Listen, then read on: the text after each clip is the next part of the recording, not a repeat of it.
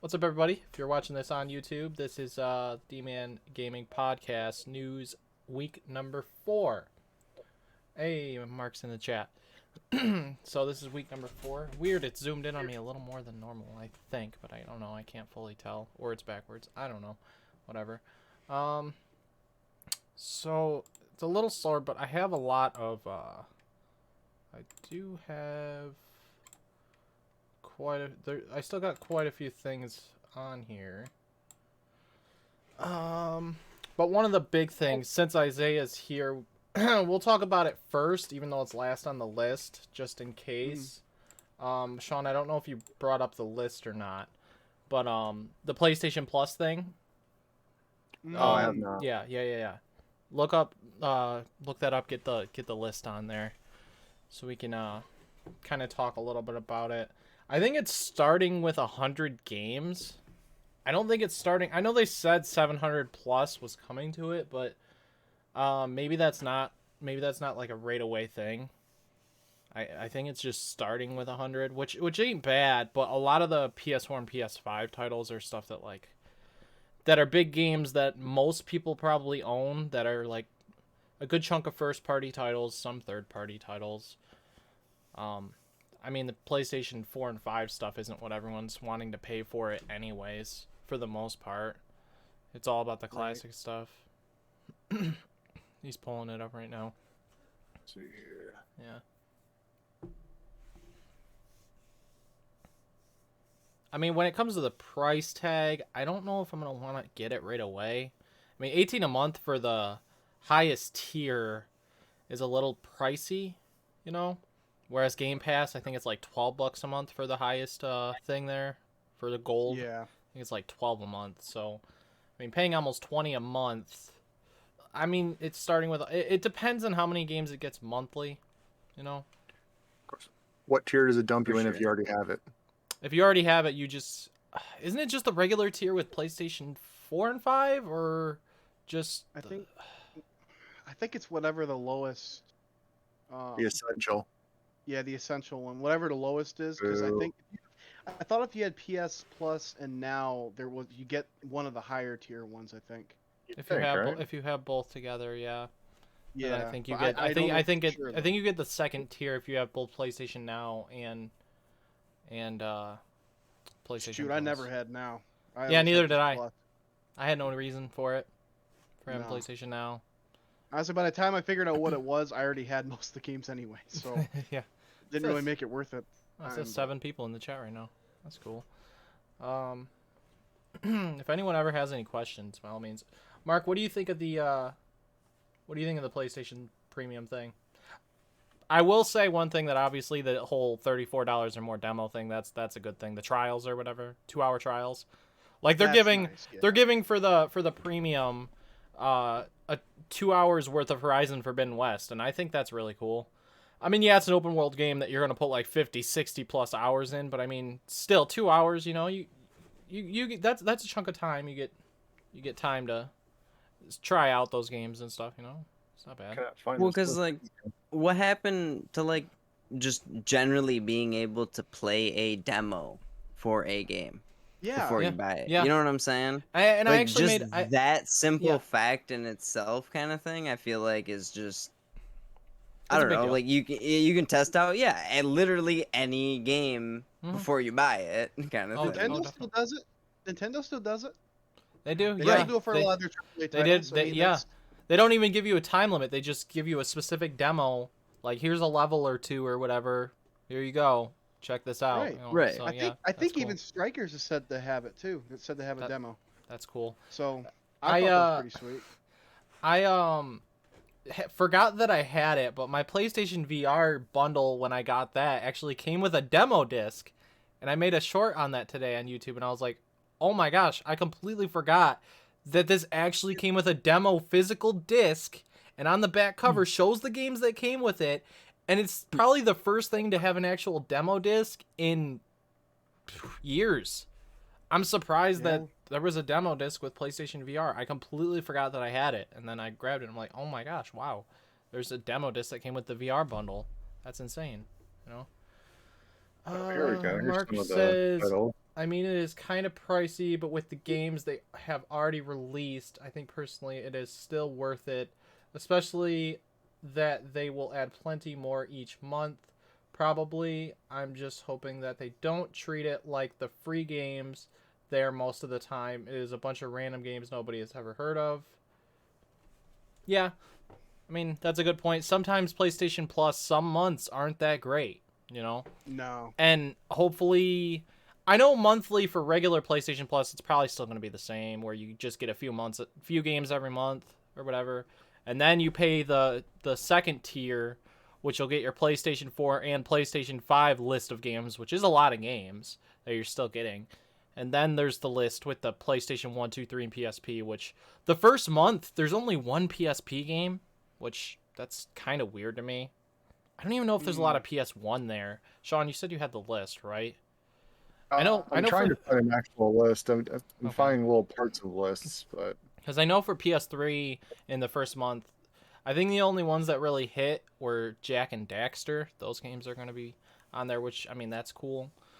But other than Jack and Daxter, there's Jack 2, Jack 3, Jack X Racing, Jackson Dexter, Rogue Gallery, Wild Arms 3. I haven't played that before. A lot of the stuff there's a lot of stuff on the list for the first month that I haven't even heard of, to be honest. So, which might be a good thing. I mean, it might be stuff that I'm interested in giving a shot, you know, and trying. But I mean, I played that. Played what?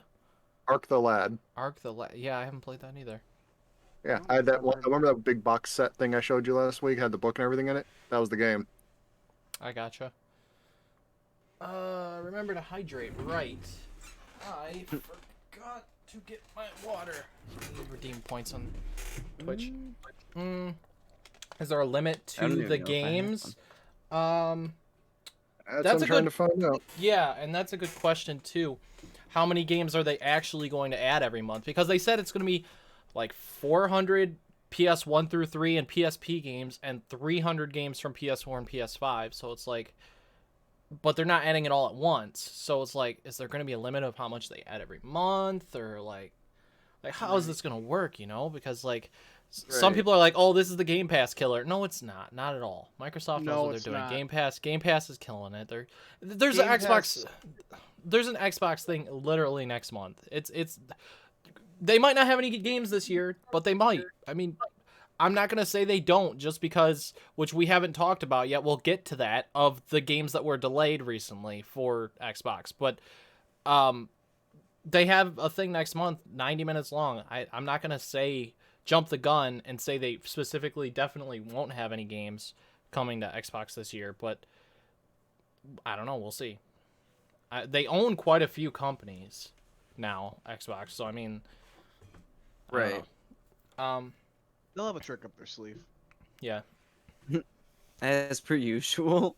Yeah, like honestly, problem is Xbox, they've had Game Pass going for a while now. So I mean, I feel like PlayStation, they're trying to I guess they finally realized, like, oh well, shoot, Xbox is making their money off that. So yeah. I feel like they're just trying to try their own thing, but it's just not the way they thought it was gonna. Right. You know, I mean, it's hard. I mean, if you already got one company that's doing it, it's kind of hard to do the same thing without just copying it.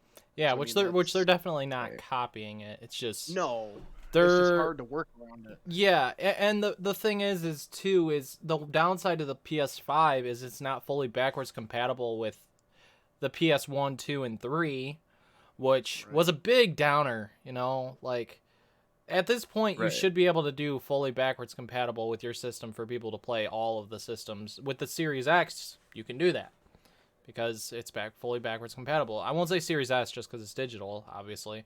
But that's the thing I love so much about the Series X is if you want to go out and buy some Xbox games or Xbox 360 games physical, you can just do that and pop it in your Series X. You don't need an old console to do so, which is nice. I would say, even with the Series S, where it's digital only, you can still download, obviously not every single Xbox 360 game, but you can still download, a lot of them.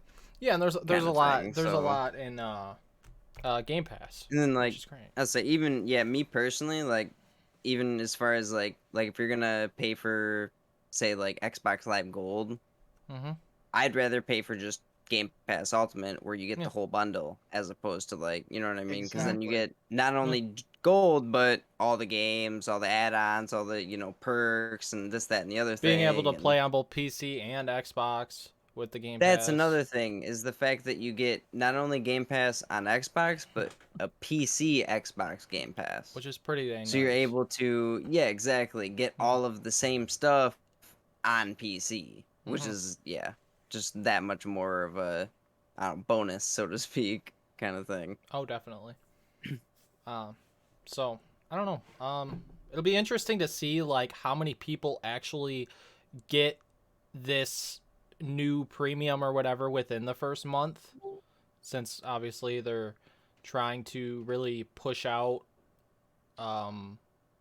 this service when it comes out. But the thing is like you got some people like me that it's like I own most of the majority of these games that are, hey Cameron, that are on this list, you know, outside of maybe some PS1 through 3 games or whatever, and only one PSP game is still. See, I need some Final Fantasy, some classic Final Fantasy on there. I need certain games that Sean wants me to play on this service at what makes me want to pay for it. I want to see Final Fantasy VII Crisis Core from the PSP make a frickin' comeback because it's never been on anything else. I want to see games that people haven't seen in years on anything to be downloadable on this service. You know, Breath of Fire.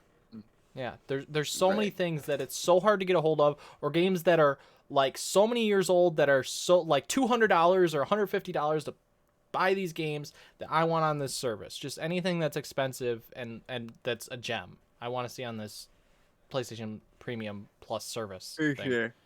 Right. You got to make it worth it. Yeah, You definitely. got to make it. I mean, at the end of the day, they got to make each. At the end of the day, you got to make each tier unique. You got to add the games that, you know, back in their time, what was the best games? Like, what were the hits? Honestly, it's that simple. Take the hits from each time, add it to the service. It's not. That's I what don't I'm know saying. why it's. Yeah. Honestly. And there's so many things that Game Pass does not have that PlayStation can acquire and can put in this service, such as Final Fantasy, because I don't think that Game Pass has any of the Final Fantasy games that I know of. I don't think it does. I mean, I haven't looked through it much recently. It might have, yeah, because Sony owns, like Sony used to own Final Fantasy, then they didn't, and now it's like there's rumors that they're gonna buy Square Enix. So I mean, and Final Fantasy 16 is coming out PlayStation exclusive until the PC version. So I mean, yeah, certain stuff. It's like they need to add. They need to, because I don't think they're selling me on the first month. I don't. It's a good idea what they're doing and stuff, but again, like you and me, Isaiah, it's like we own all the games we were hyped for and excited for. That's these big first party titles and things that we wanted to play. We paid the full price for, because obviously we're gonna do that, you know. Like, and it makes sense for Sony. That what I didn't say. It makes sense for Sony to be not adding their new, like God of War Ragnarok, for instance, like day one on PlayStation Plus Premium. It's like that makes no sense because they make tons and tons of money off their first party titles, whereas Microsoft, they don't have as much of what Sony has. Like you look at God of War, you look at Spider-Man, you look at The Last of Us, you look at Uncharted. These things sell like crazy. These games people love and they sell like crazy. So that's exactly it's that's why these games aren't going to be day one on these. That's why I never understood why people were getting upset by it, because I was like, they make a lot of money off these games. We're going to give them our frickin' money regardless for these games because they're giving us quality product. Right, and think about what you're saying too, Dennis. Take God of War, take Spider-Man, right? God of War, how much is it right now? Free on it's on the like PlayStation. $20. Yeah, and it's on the PlayStation Plus thing.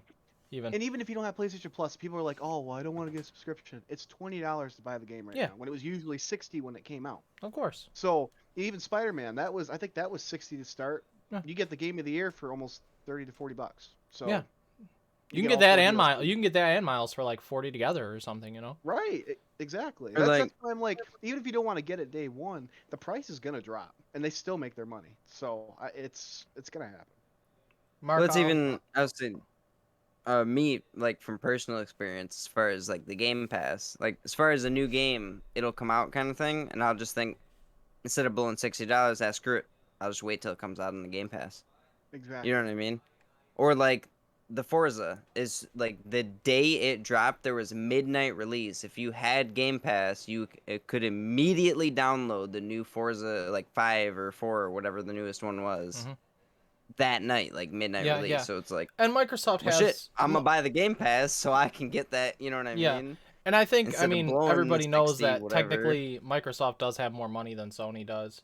So, I mean, because considering how much they own and what's his name that owns Microsoft that created the Xbox and all that, like, they got loads of money. I mean, the Activision Blizzard deal proves how much money Microsoft frickin' has, because most companies are only going to cost like a few $1 billion. It might sound like a lot, but compared to 70 billion, I mean, a few billion for a gaming company is not much at all. Whatever. Well, right, you got to think too. I mean, they got the advantage too. They've got the Xbox and PC. I mean, that's just those two, regardless. I mean, they're gonna make their money. They own Windows. PlayStation, all they've got is the PlayStation. That's You know, and the Sony Movie Corporation, but that's like a separate thing, you know, with the whole movie thing, and Spider-Man being their like major movie like moneymaker, you know. Like, I can only imagine how much that Spider-Man 2, the game, is going to sell after, especially after No Way Home. That game is absolutely, I guarantee you, it even upped the sales of Spider-Man and Miles Morales. That movie. Sure. I really do. I can tell you that for a fact, Dennis. Just from customers alone, I can tell you the sales have been up. Oh, It's been no doubt. crazy. No doubt after the been movie. nuts. Yeah, I'm sure. We had trouble keeping it in stock. That was Really? It was, which honestly, I'm glad to say that. Being a Spider-Man fan, I'm glad to say that. So that's all. That's good. Yeah. I'm glad to see it. So, Cameron, we've been talking. Literally the whole time we've been talking about the whole PlayStation Plus premium thing and stuff. They revealed the games that are coming to the first month next month, when it starts, and they're coming out with only 100 games at launch. If you look it up real quick, you can see what's on the list. Go ahead and look it up real quick. PlayStation Plus Premium or whatever. You'll see 100 games coming to the first month of it, and it's PS1 through 5. But there's only one PSP game, and a lot of the games there aren't like anything that makes me like really really want it, like at first at least. I think you can get it on PS4 too, right? You just won't have access to the PS5 games with premium. Right. And well, honestly, and I agree with you though, man. They should add more PSP. I love my PSP, man. I did, honestly. PSP should double the PS1 games on there at least. Yeah, exactly. Well, I feel like it was ahead of its time. It really was though. If they released the PSP now, oh shit. Man. They released a new one? Yeah. Shut up and take my money. Like and that's the thing with this service too. I'm like, they need more. PSP, PS1, and PS2 are the big three. PS3 not quite as much, but 1, 2, and PSP are the ones that people are really, really wanting a lot from with this service. You got Metal Gear Solid. You got you got obviously, well, Devil May Cry was PS2, but it's not first party or anything. But Metal Gear was a huge thing. Like, they made that PS1 classic too, if you remember, and it failed. Like, I didn't buy one because I heard it just runs really bad. Like, or the original PS1, if you use an HDMI converter, it looks better than it does with a released PlayStation 1 Mini with that has an HDMI adapter. Well, that and the game selection on the classic was not to everybody's liking. Yeah, and it was only 10 games too, which is that's not very good. It should have had at least like 20. I don't think they did. I really do. Now that they're remastering every old game out there, so I mean, hey, might as well. I feel like 90% of the games today is remasters. I actually feel like that's a lot of them today. Yeah, I'm not complaining. No, by any means. As long as it's quality. If it ain't broke, don't fix it. Exactly. Hey, that's my motto, man. Shoot, if it ain't broke, don't fix it. So, honestly, sometimes they don't follow that motto, and that's where things can go bad. But that's. So, Cameron, what do you think? I mean, it's got the first month has the Jack and Daxter games, but aside from that, like, there's a lot of stuff that I haven't heard of and stuff, and I don't know. That should be a remaster. And it's 100 games at first, but like. It's got a lot of PS4 and PS5 stuff, but a lot of what's there is stuff that, like, people that were excited for those games already own those games and stuff. So, like, we're looking for more of the, like, PSP, PS1, PS2 stuff, you know? Yeah, I might get PlayStation Plus if I can get a bunch of PS3 games. I use my PS3 all the time. But a lot of the games seem pretty good. I didn't look at what the PS3 ones were, but I did see like The Last of Us. That's pretty big. Oh, for sure. So that's pretty cool. I saw like Uncharted as well. Yeah. Uncharted games. All their major like newer first party titles are all there. So Right. I mean that's pretty cool. I seen Demon Souls was on there too, but I don't know if it's the remake or the original. I think it's the original PS3 one. If it's the remake, that's big. That's a big deal. Because that was a PS5 launch title, and that's still fairly new. So that's a big deal if it's the Demon Souls remake, but I don't think it is. I would hope it is, but I don't think it is. I think the thing they need to do with that, they just need to, like Xbox did, when, like what you said, you can dive as deep as you want and go back and play all the Xbox games you want. PlayStation, they just need to dig deeper. That's the problem. They're not digging back. Like, Sean, right? I'm terrible with okay, Sean, right. So, you showed us all those games you have, right? You've dug in the vault, you pulled all those out. Some of those I haven't seen in years. I totally forgot about. That's what they need to do. They need to dig in their vault, pull out the titles that maybe everybody forgot about. Maybe some people don't remember. Then you got that nostalgia feeling like, well, shoot, I played that when I was a kid. There's your money right there. Yep. I mean, like the Tenchu Stealth Assassin. I mean, there's a laundry list of games they could have picked out by now. Right. I mean, and it's cool to include your main titles, like the newer title, like probably in the past 10 years, something like that. Cool. But if you go further back, though, that's where you're going to get the nostalgia. That's where you're going to get the people that's going to want to buy it. It's a matter of quantity and quality. It actually matters for both of them in this case. That's honestly. Back when the D-pad actually like meant something, like really, really meant something, kind of thing. It wasn't just like to switch through what was in your hotbar. It was actually movement. Believe it or not. Back when you had that, then you had your Game Boy that was literally only an A and B button, and your little pad. What makes me really curious with this too? Since there's an Xbox thing next month, I'm very curious how much they're gonna add to Game Pass. And since they're trying to buy Activision Blizzard, if they're gonna add any of their IPs in there that aren't already in there, like what I want to see, what I really, really want to see, that I would love to see on there, is all the classic Tony Hawk games. Just add every one of them. Just add all of them. Every single one of them. Just add all the Tony Hawk games. If you had every single one of them, dude, you got me. I'll buy Game Pass again. Like, because I haven't recently, but dude, like, I don't own all of them, and like, Game Pass, dude, I'll hands down, give me all the Tony Hawk games. I got you. Like that'd be amazing. That's it. Out of all the PS1 games, why is Spyro not there? Exactly. That's what I'm saying. Where is that at? It's because it's because it's on X. No, it's because it's on Xbox now. It's because of Activision. Well, it's same with not Crash. only Xbox, but it's not exclusively PlayStation. Yeah. Tony Hawk 2, Pro Skater. Same thing with Activision. Crash Bandicoot. All the Tony Hawk. Unless you just Activision. Yeah, they're all Spyro, Crash, and Spyro, Crash, and Tony Hawk as all Xbox now, which is kind of insane. If the buy actually goes through, which I think it will in the end, which is insane. I find that insane because all these things. Well, I don't know about Tony Hawk way back in the day. I think it was on Xbox still as well. I didn't grow up with Xbox, so I don't know. I know, like, not Underground, but Proving Ground. I don't remember which one it was on Xbox. Oh, I know what you mean, Dennis. Skateboarding game I feel like on Xbox, in my opinion, was Skate.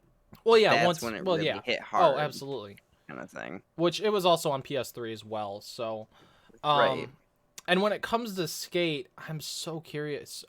They have a game in development, right? Yeah. Rumor has it it's going to actually come out either late this year or early next year. So that's a big deal. That's a big deal. Yeah, that's a big deal. That'd be awesome. Yeah. So that's what a lot of us are waiting on too, is the new Skate, to see what it's going to look like. Well, there was like a leak thing with like pre footage or something, like alpha footage that was revealed recently, and it looks a lot like Skate 2 and 3. So that's what's expected, of course. Right. But I hope EA doesn't intervene with their stupid business decisions with the developers, because it's the same development team as Skate 1, 2, and 3 and Skate It, which is good. That's great. But EA needs to not be like, hey, pay $5 for this skateboard. Hey, you want this? You want this clothing outfit? You can pay a couple bucks for this clothing outfit for your character to look cooler. Like, we don't want that. Yeah, Like, EA's not But gonna do that. it's gonna be there. Microtransactions, man. I hear you. That's nah, Well, I feel like- they'll add like packs or something. I But if guarantee we it. make the new skate free, it'll be that'd be sick. okay. Yeah. If Yeah. there's Free to play. microtransactions. it's free to play, but Free, it's not. free to play. Yeah. As if it'll be free. It's Skate. You know how much money that game's gonna get? Like, you know how many copies it's gonna sell, dude? We've been asking for a new. I can tell you firsthand, okay? I don't know if all of you know, but I used to be a heavy skateboarder. So up until like mid high school, like Skate 2 and 3 was like huge. Still, like, people were still playing them like crazy, and even to this day, skateboarders from and honestly, a big reason why this game happened, to be honest, is probably because of pro skateboarders. They were pushing and pushing and pushing for a new skate game to be made for the last decade. Like, literally, so many pros were like wanting a new skate to be made. So, you wish to join podcast? I know. I'll invite you. I can't invite you right now, so I have to invite you later, unfortunately. But yeah, because I can't change the screen. What? Parappa the Rappa. Why is that not there? That's another good one. I don't know what studio made that game. I don't know either. A legendary game. I feel like Yeah, I feel that like the character big was in issue right- PlayStation All Stars. I feel like the big You know, issue right now is there's so many games in development. I feel like that's the There issue. is. Like there's not There like it is. like the big ones we're all waiting for. Like, Yeah. that's the tough. We're part. at a It's the very patience. slow. We're at a very slow point right now.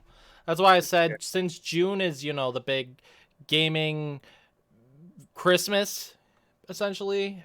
Hopefully, I mean nothing's gonna like really. I don't think much is really gonna come out next month, regardless of Summer Game Fest and regardless of the Xbox Showcase.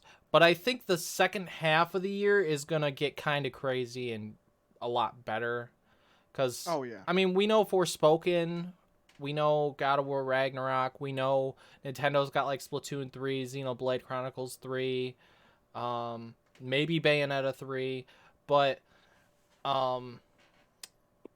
Xbox, well, I haven't even gotten into the topic, but they delayed Starfield and Redfall, Bethesda games, so Welcome, Bethesda. I don't know if we're gonna get any Xbox games this year or not, unless they reveal It's not looking good. unless they reveal like Gears of War 6, and it's like, hey, this is coming out this year, and we'd be like, oh wow, there's your big game this year. But I think personally, the big reason why they delayed it is because of Microsoft. I genuinely think there's probably still bugs and things that they need to work out, and they were confident of a November release, but I think Bethesda's like, we need you to spend a little more time on this. We don't want it to have these bugs and issues when it launches. We want this game to be right and be perfect. We need you guys to delay it into next year, and then we will not have a release date yet. Just say early next year and leave it at that. 2024. It's fine. No. Cameron, what do you think on the delay of those games? Bethesda doesn't. I don't know if they normally do big delays for their games like this, so it's interesting. Thanks, Patrick. It doesn't seem like Bethesda's been doing the whole delay on their games until like post Skyrim. I don't know what it is, but if you look at like just the Elder Scrolls games alone, you got Morrowind and Oblivion was like 4 or 5 years between Oblivion and Skyrim was 5 years, I think, and then now here we are over a decade later, 11 years, yeah almost, and it won't be out for probably a few more years because we have both Redfall and Starfield, and then after those we have what's the other one, Fable, and then, which I don't think Fable's Bethesda though, but from what I'm hearing from rumors, Fable is what they want to be released before Elder Scrolls 6. And what I think is crazy about Elder Scrolls 6, honestly, is the fact that it won't be on PlayStation. I think that's crazy. Yeah. That's gonna be different. I genuinely think that's nuts because it's like that's gonna help Xbox a lot. I think as long as Elder Scrolls 6, I mean even Starfield, you know, like they need a hit. They need this game to be a big hit and be like just right and be not buggy and stuff at launch because people are hyping this game up the way they did Elden Ring. So Starfield needs to be a big hit or else Bethesda, I'm not gonna say they're in trouble because Microsoft owns them now, so they're not, but I just think that due to Fallout 76 when it came out, they need Starfield to be like a big hit. Yes, Mark. Yes. Before it starts, yeah. What was I saying related to it? Related to Starfield and stuff? I don't know. But yeah, I don't know if they're gonna have any games this year or not. It's not looking I like think it. I think it's because like I think Starfield and Redfall were delayed because of Microsoft. I really do. I think Bethesda would have released Starfield in November with bugs. But I think it's Microsoft saying, no, we want this game to release, like, really, really good so it's and really strong. not like Fallout 76 all over again. Yes, or any of their any of Bethesda's main games, really, any of their open world games that have a lot of buggy issues. I'm not gonna lie. Me personally, Bethesda could release any game. I don't care how buggy it is. I'll still play it. As long as it's not game breaking. Yeah, as long as it's not game breaking. At the same time, I'm still gonna be frustrated about it. Yeah. Right. So, but yeah, as far as like delaying a game, you know what I mean? Like if you're gonna delay a game to make it better so it's not buggy, by all means, delay that shit. Like yeah, for sure, for real. I mean, honestly, okay, so, here's a big thing. Nintendo, on the subject of Nintendo, they are worried. They are worried because they are worried about next gen. Because the Switch is so financially successful. It's sold about 110 million units now. We just said last week it sold 107 million. It's sold more. And they're worried because the Wii U only sold 13 million. And they're just worried that financially, whatever they do next, it won't sell the way that the Switch is doing.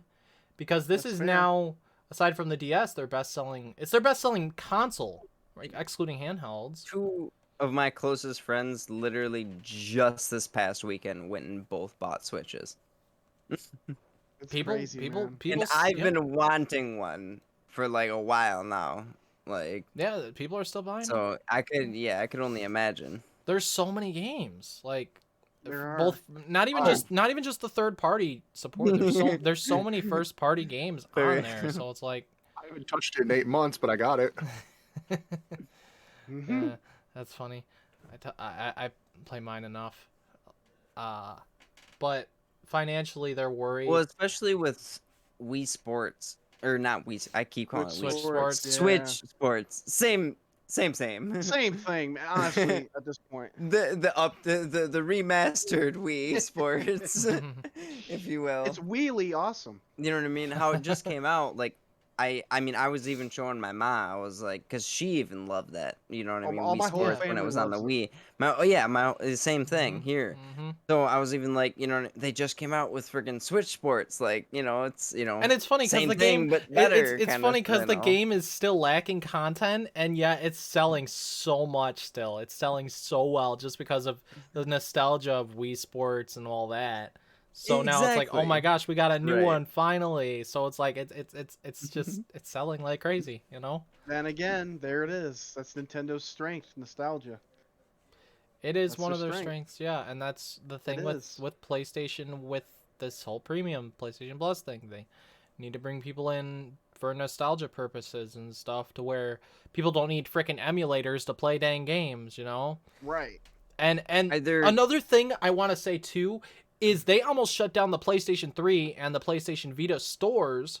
So they realistically, as long as all of those games end up on this service before that closes, not that they decided to close it, but they could actually close it again if all the games that are digital only on those things were on this subscription service. And it would make people not so upset, you know?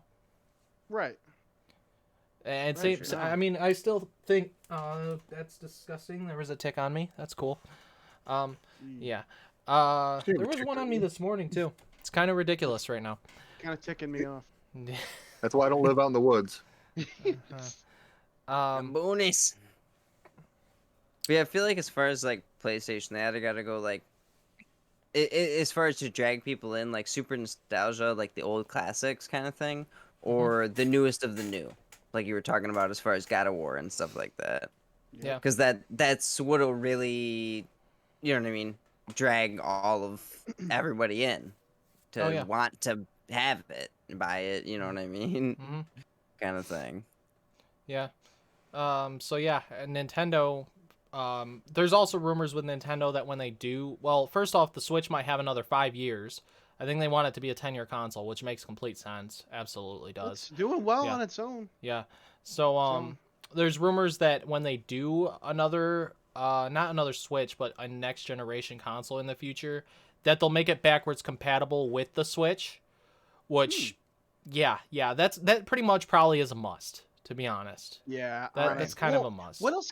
I mean, it's hard to picture anything after the Switch. It's just hard to picture it. It is. You know, like at least I could see maybe an upgraded Switch, but it's just hard to picture any other format for it. That's because it's just the Switch whole console 2.0. The console handheld thing just works.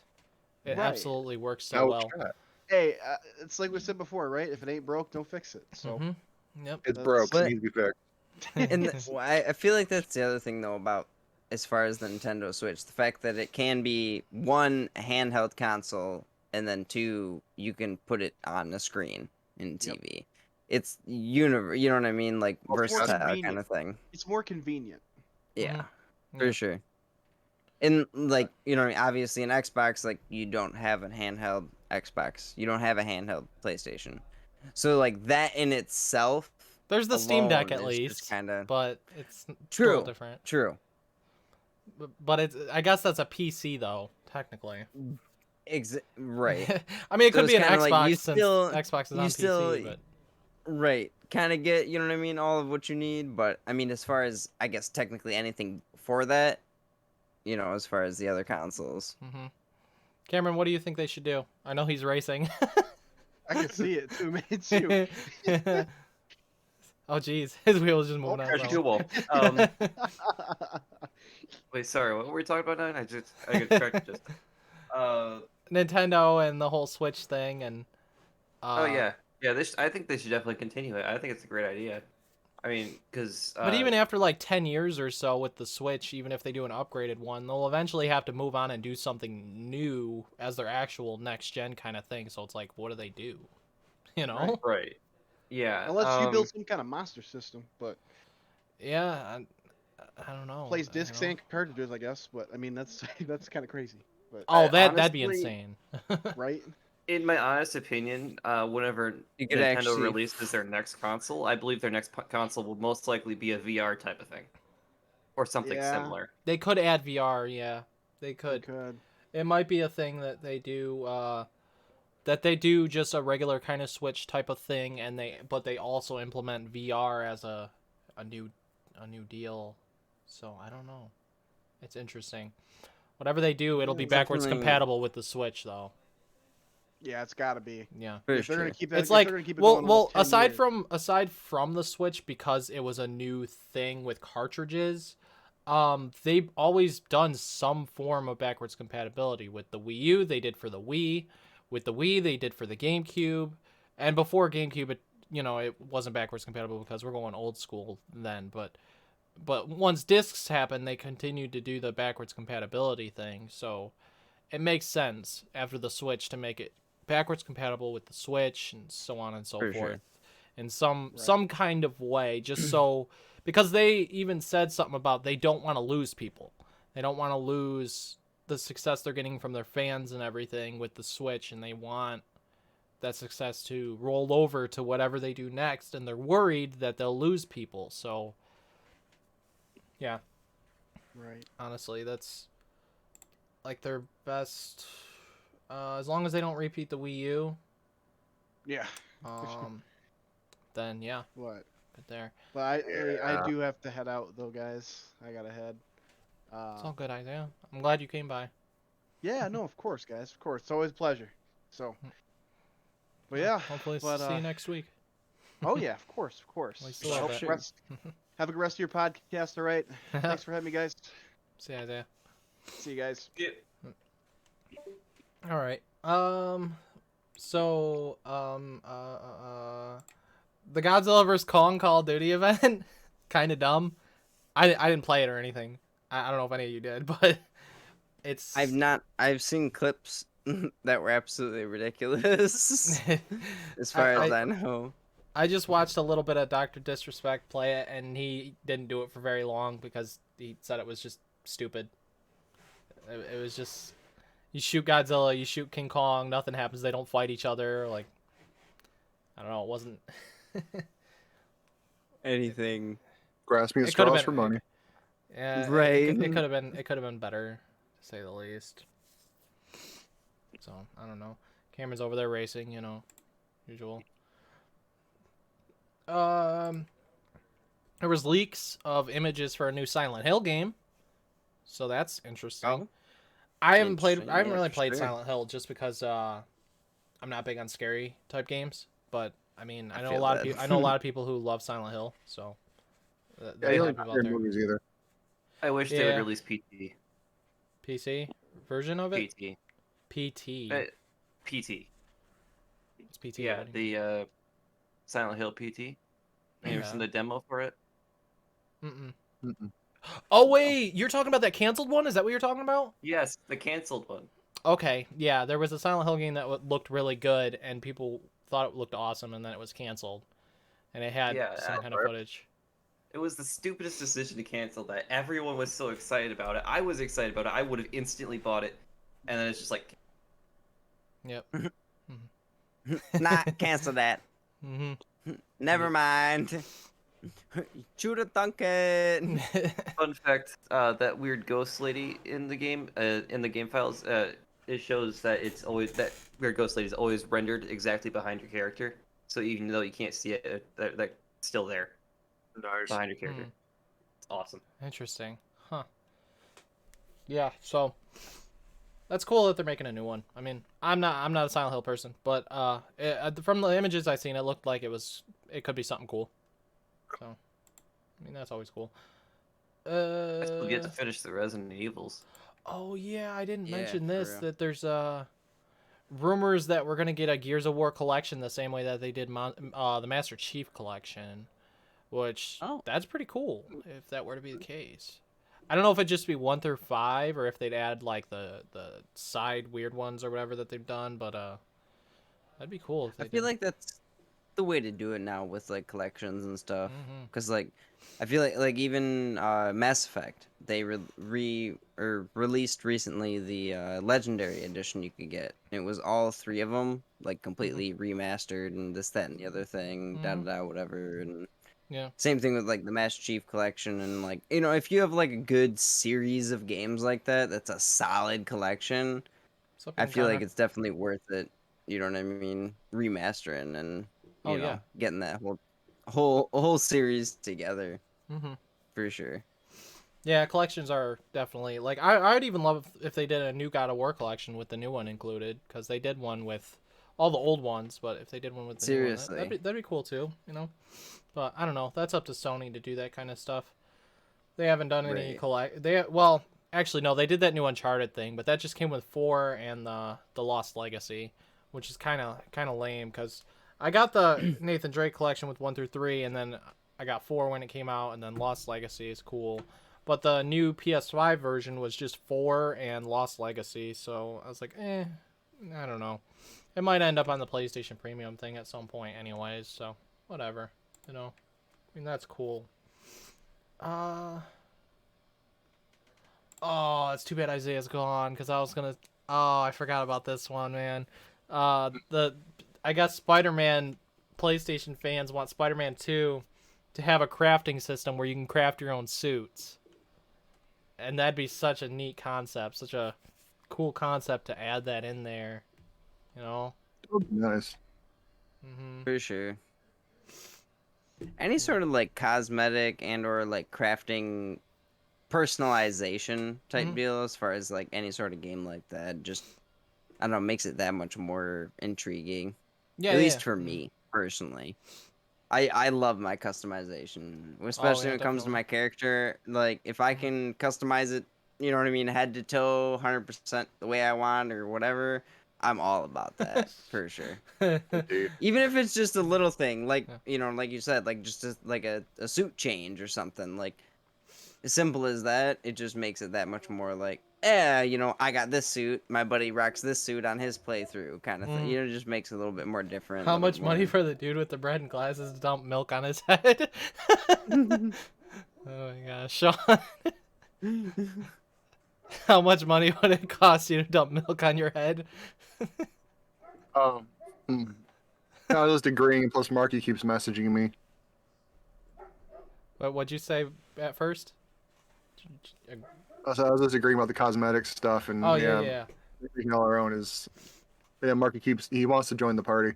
I know, but he can't because I can't change the screen here to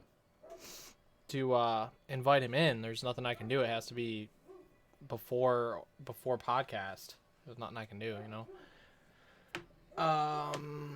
Yeah, but yeah, how much money to dump milk on your head, Sean?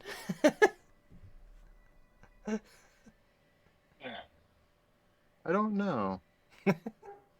I don't know. He just asked that in the I chat. think of that ice bucket challenge shit back in the day.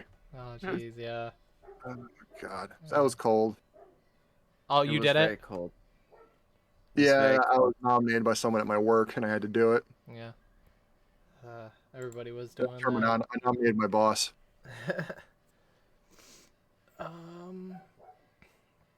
There's a third-party vendor that may create drift-free controllers, which is very interesting. I can't believe still that we're getting that we're getting drift in controllers.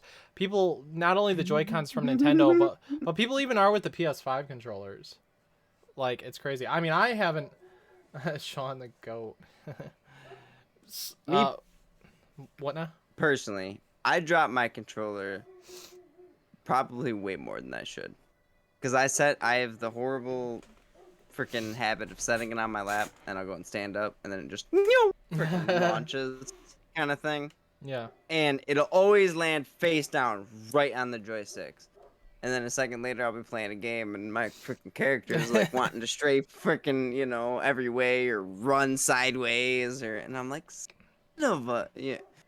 I remember the Steam Deck. Well, I guess when it first came out had like a Joy-Con drift thing, which was not good. But I guess they updated it. They were able to fix that, so that was good. But Nintendo's still, I guess, like the Switch Lites, even when that came out, was having Joy-Con issues with the drift, which is like, you can't take the Joy-Cons off. They're part of the Switch Lite, so it's like, yeah, that's just, you know, drop your controller in the shower one time. Good times. In the shower.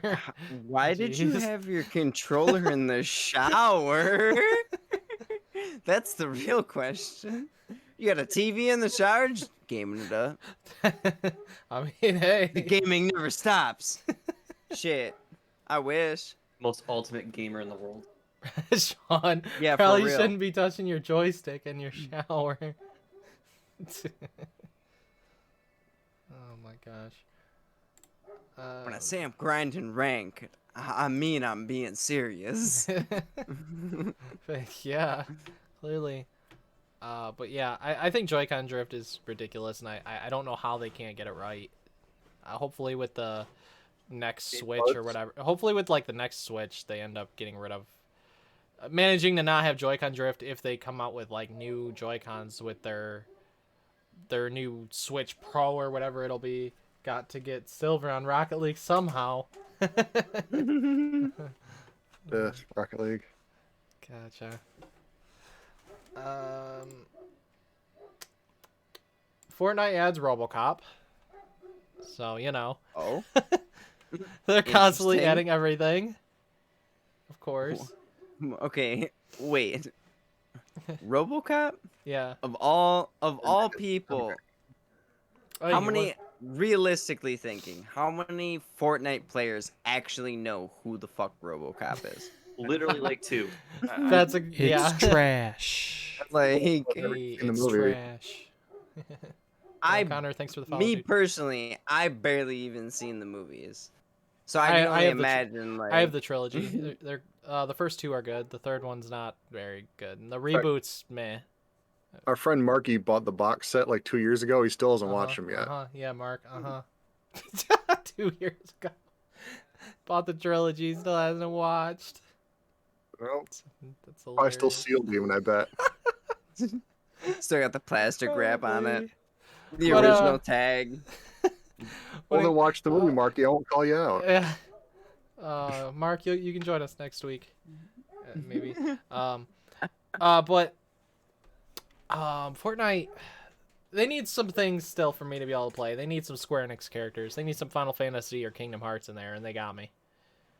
Even though they got a lot of cool Marvel stuff, a lot of classic characters and different things that they have events for to get the skins, it ain't getting me yet. Not gonna lie, they half reeled me in with the anime, how they added freaking Naruto and Sakura and shit like that. I was like, hey, they be onto something. Yeah, there was rumors before they were gonna add Goku and Vegeta, and I'm like, that might get me. That might be what pulls me. Like, maybe, just maybe. Naruto didn't pull me, but Dragon Ball, that might be the one thing that pulls me. Right. Well, that or Final Fantasy or Kingdom Hearts. Those are the three things. One of those would probably what pulls me in. Go Super Saiyan, shooting a gun. Like, what? The next one will be Spy Family. What about family? I said next one will probably be Spy Family they'll bring in. Oh, jeez. Yeah, popular. I would say that's the newest big thing. Yeah, Freaking, what is it? Demon Slayer. Add some of them characters. Who knows what I've they'll been, get I've a been hold telling of. Dennis to watch a bunch of these things. He never does until he finally breaks down to do it. I'm like, man, I've been telling you for 6 months to watch that crap. Demon Slayer is worth it. Oh, it's I so know, good. right? Yeah, it's really good. But yeah, Fortnite is always adding this stuff. I mean, at least I'm glad they don't have everything. I'm glad they added a no build mode, because like if that's one of the things I wanted, that I needed. Now it just needs some skins that it needs some skins that I want, and then they'll pull me in. Right. Sooner or later they'll pull me in. They'll pull in other people who refuse. There's gonna come a point everybody gets pulled in. Everybody gets pulled into Fortnite eventually. It seems to be the case. Refuse. Yeah, it's the video games of the game type of situation. Like Smash Ultimate. Actually, a really fun game. For sure. Yeah, I won't deny it. I won't deny it. I couldn't deal with the building myself. Could I play it all the time? Probably not. But you know what I mean? Hopping on every here and there, having a good time. It's definitely some good stuff. So we got here. Oh yeah, Mark would be interested in this, and Sean, maybe you too. I don't know. Final Fantasy, is it Ever Crisis? Yeah, Ever Crisis. So there's a Final Fantasy game coming out called Final Fantasy Ever Crisis, and it's basically Final Fantasy VII, like the original, but like more 3D and up graphics. But it's not just Final Fantasy VII. It also has like the movie as a game, which is crazy, Crisis Core, and it has Crisis Core, like all the Final Fantasy VII like games and the movie and stuff all in one big massive game, which is very interesting that they're doing, called Final Fantasy Ever Crisis, and it actually has a release window apparently of this year. So later this year. So that's pretty cool. I don't know if it's like just a PC thing or what. I don't know. Look into that though. No stars. Yeah, I know, Mark. I know. I know. I know it is nuts. So I didn't know he'd want to join so bad. I guess I'll add him after this podcast, and he can join next week. You would say definitely for sure. Unfortunately, I was gonna say too, I do have to call it for myself for tonight. That's fine. I do have gotta get up early tomorrow, but did you got thanks the new again, job? everyone. Yeah, that's for good. sure. Cool, man.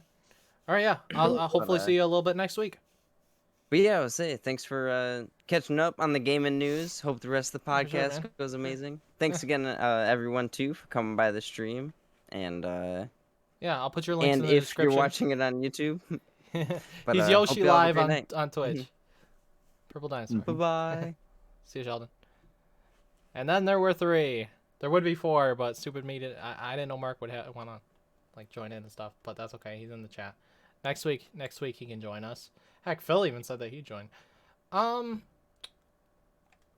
yeah, Ever Crisis, that's really cool. Cameron, you never played. Have you ever played any Final Fantasy? None? Not Nope. at all? Not Dang, a single man. one. I don't know. Not even 15? It's open world. You might like it. You might.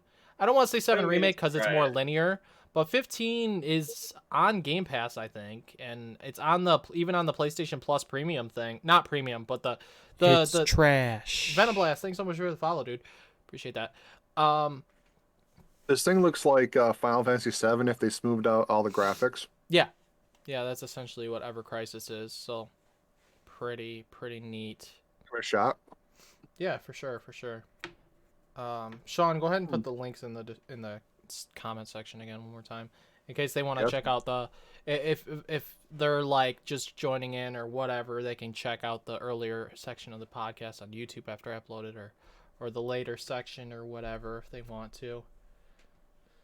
Just do it. I can't because that'll change the screen. So, and I don't want to do that, or I would. Like, I'd have to actually. Maybe I can click "Be right back" for just 1 second.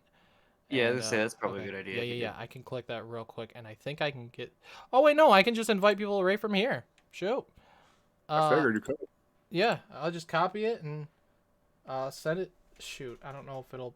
Please don't pop up on it. And it popped up on this screen. Yay, cool. That's okay. It's gone. It's gone. I'll send him the link, and then I can get it marked to join in. I didn't think I could just straight from the screen there, but I guess I could. All right. All right, Mark. Go look at your messages. You're good. Okay. Yeah, I was gonna say, if you had Discord on your phone, you could also just invite him through there. Probably. So yeah, when it comes to FF7, your dad said FF7 remake didn't pull him in. That's crazy. Well, his dad was so used to just the original gameplay, the turn-based stuff and all that. So I don't know. Mark needs to join us now, because we were talking about Final Fantasy VII. But I'm pretty glad. I'm glad that that's getting a release window at least, because what's it going to be on, Sean? Is it going to be on like, I don't think it's for console. I think it's like a PC thing or something. Let's see here. Or is that just a mobile one? I might need an emulator. I might have to use an emulator actually for it. Yeah. So yeah, it's going to be emulation then. It's definitely going to be emulation. It's free to play single player RPG for the mobile phone, set to release in 2022. So yeah, it's definitely going to be emulation then, because obviously I'm not a mobile person, but I will play that game on PC. I'm sure you will too. I'm very curious how they're going to do not Crisis Core, Advent Children as a game. I'm very curious on that. It was a good movie too. Yeah, honestly. The movie is really good too as well, for sure. Where the heck what is taking Mark? What is taking this idiot? Mark! Yes, I'm calling you an idiot.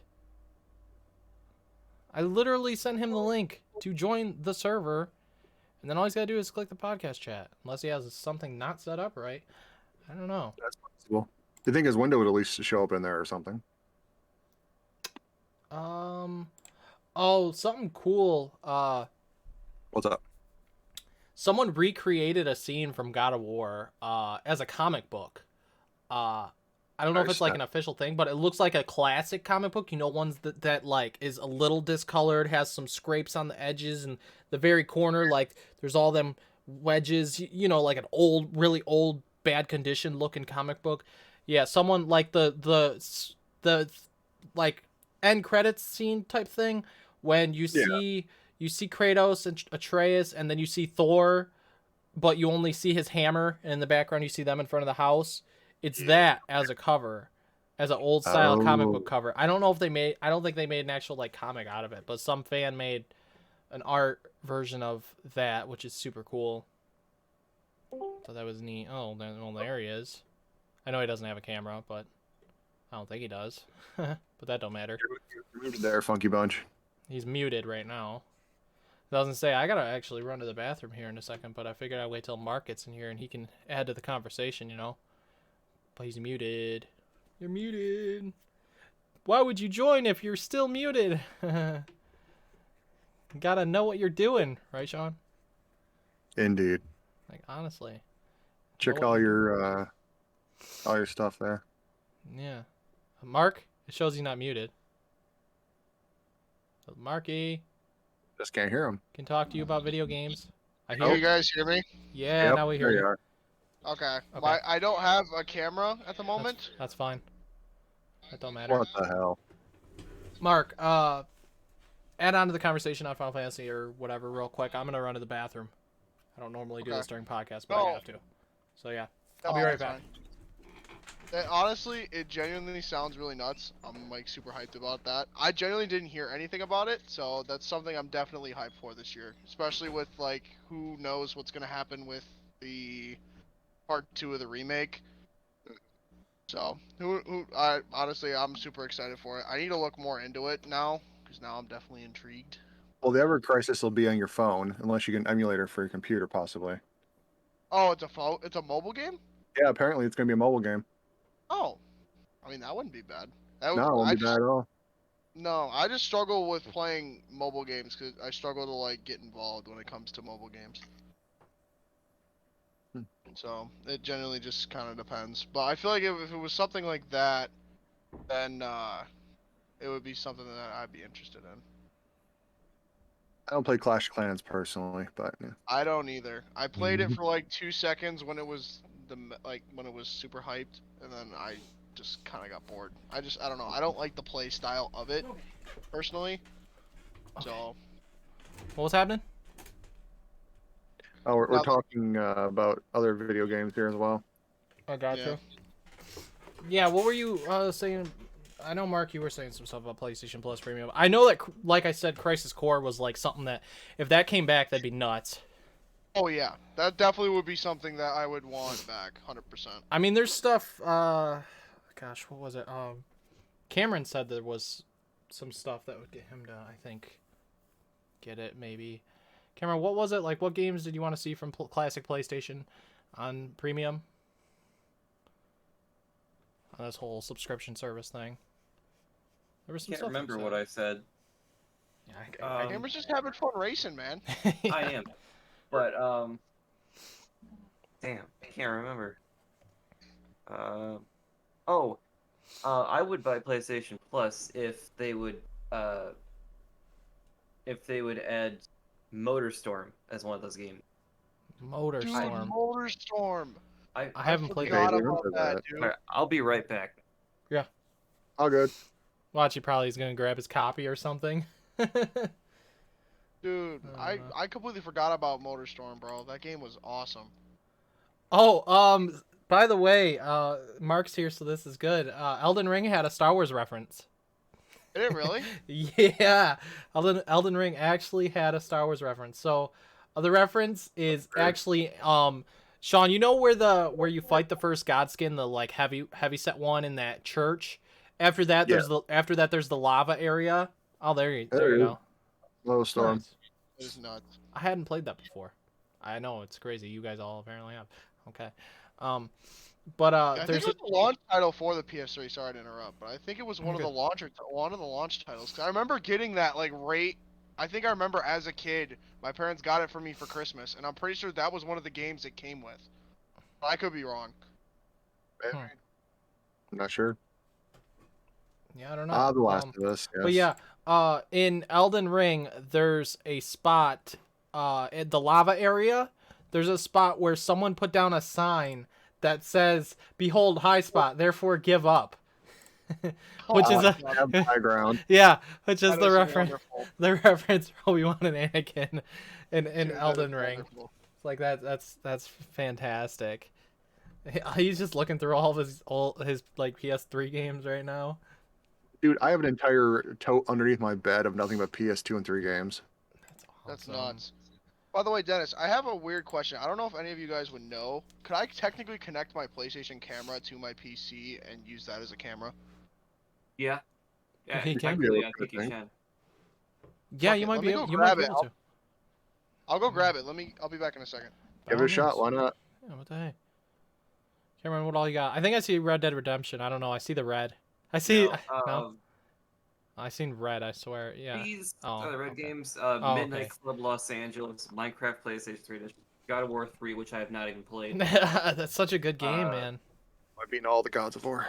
UFC You didn't beat the Undisputed 2018 one. the The newest one. You didn't play it, did you? What? You just beat all the classic hack and slash ones. Yeah. Oh, I gotcha. I got The Last of Us, Oblivion. Isn't Oblivion the best one? Was it Oblivion that's the No. best one? No. What one No. was the best one? Skyrim. Some people say Oblivion. Well, I think it depends on the Oblivion person. is a phenomenal game. I love Oblivion. I never but, played it, so. If you're used to Skyrim and you expect Skyrim, Oblivion fucking sucks. Hmm. But sorry for using it. But Yeah, don't matter. You good? Oblivion's a great game if you consider that it's from 2006. If you look at it from like a past 2010 standpoint, it is the AI character, the way the characters look is terrible. It's awful. But if you look at it for what it is and when it released, it's a really great game. Honestly, I think most people should play it with that mindset. Speaking of Skyrim, I have that down here. I'm too lazy to get it. Also, that's down there is Borderlands 2, Far Cry 3, which is the worst running game on the console. A lot of people like Far Cry 3. I couldn't get into Far Cry really much. I don't know. Far Cry 3, so far what I've played of it is a good game, but it runs like sub 15 FPS. Sean, what one was it that you played with Steve? Was it Steve you played one with? Was it 4? Far Cry 4? Yes, Far Cry 4. Yep. I remember when that came out. Yeah, I figured. That was when you both worked at Meyer. Yeah, yeah. A lot of these, since they're just like Call of Duties and Assassin's Creeds and Guitar Heroes, I'm going to show you this. This game is severely underrated. What game is that? Unreal Tournament 3. Hadn't played I used to play that all the time back in the day. It's severely underrated. I love that game so much. It was good. I will not argue that at all. I would always go on to what was it? Was like a Japanese style map that was like really small. Rising Sun, I think it was called. I'd go on Rising Sun, just put on like the max amount of enemies on deathmatch, and just it was chaotic, and I loved it. I used to do that with old Call of Duty games, or like the Call of Duty games that I played. I used to do it all the time. Oh, friggin' Shipment was the one you hated the most. Oh yeah, I also had old memories with a couple old buddies of mine from high school that we used to play gun game, and then we'd set anytime you get knifed, you could send back 10 guns, and all they would do every time was knife me. They knifed me like almost 10 times, and I get so mad. I think I've probably almost broken a controller over that several times. I can believe that. Yeah. You know, we actually what? What's up? Sorry, I think I give up on this because I don't think this cord for my PlayStation camera is really weird. It's like, a USB though, right? No, it's not. It's a different. It's not USB. Oh, that's weird. Either that or honestly, I could probably join it on my phone and just connect my AirPods. Don't worry about it. We might not be here that much later anyways, so don't worry about it. I mean, heck, I'm just thinking for future reference. I mean, heck, we went through technically all the topics that we had for this week as well, so yeah, we're just kind of. I mean, I know you don't care about. Honestly, here's a major question that you can actually answer it, Mark. Like game delays. Like, do you think it's kind of dumb that a game has a set release date? They're saying, hey, we're gonna release this game. This is our date. We're like confident of it and this and that, and then it's like, oh nope, delayed. Delayed. I mean, it's kind of like a yes and no thing for me. Like, obviously, when you're so hyped, like, kind of like, I guess me and you can relate to this, Dennis, because we played it the most. With the Lego Star Wars thing, that game got delayed like 3 or 4 times, and it just got set back almost a year.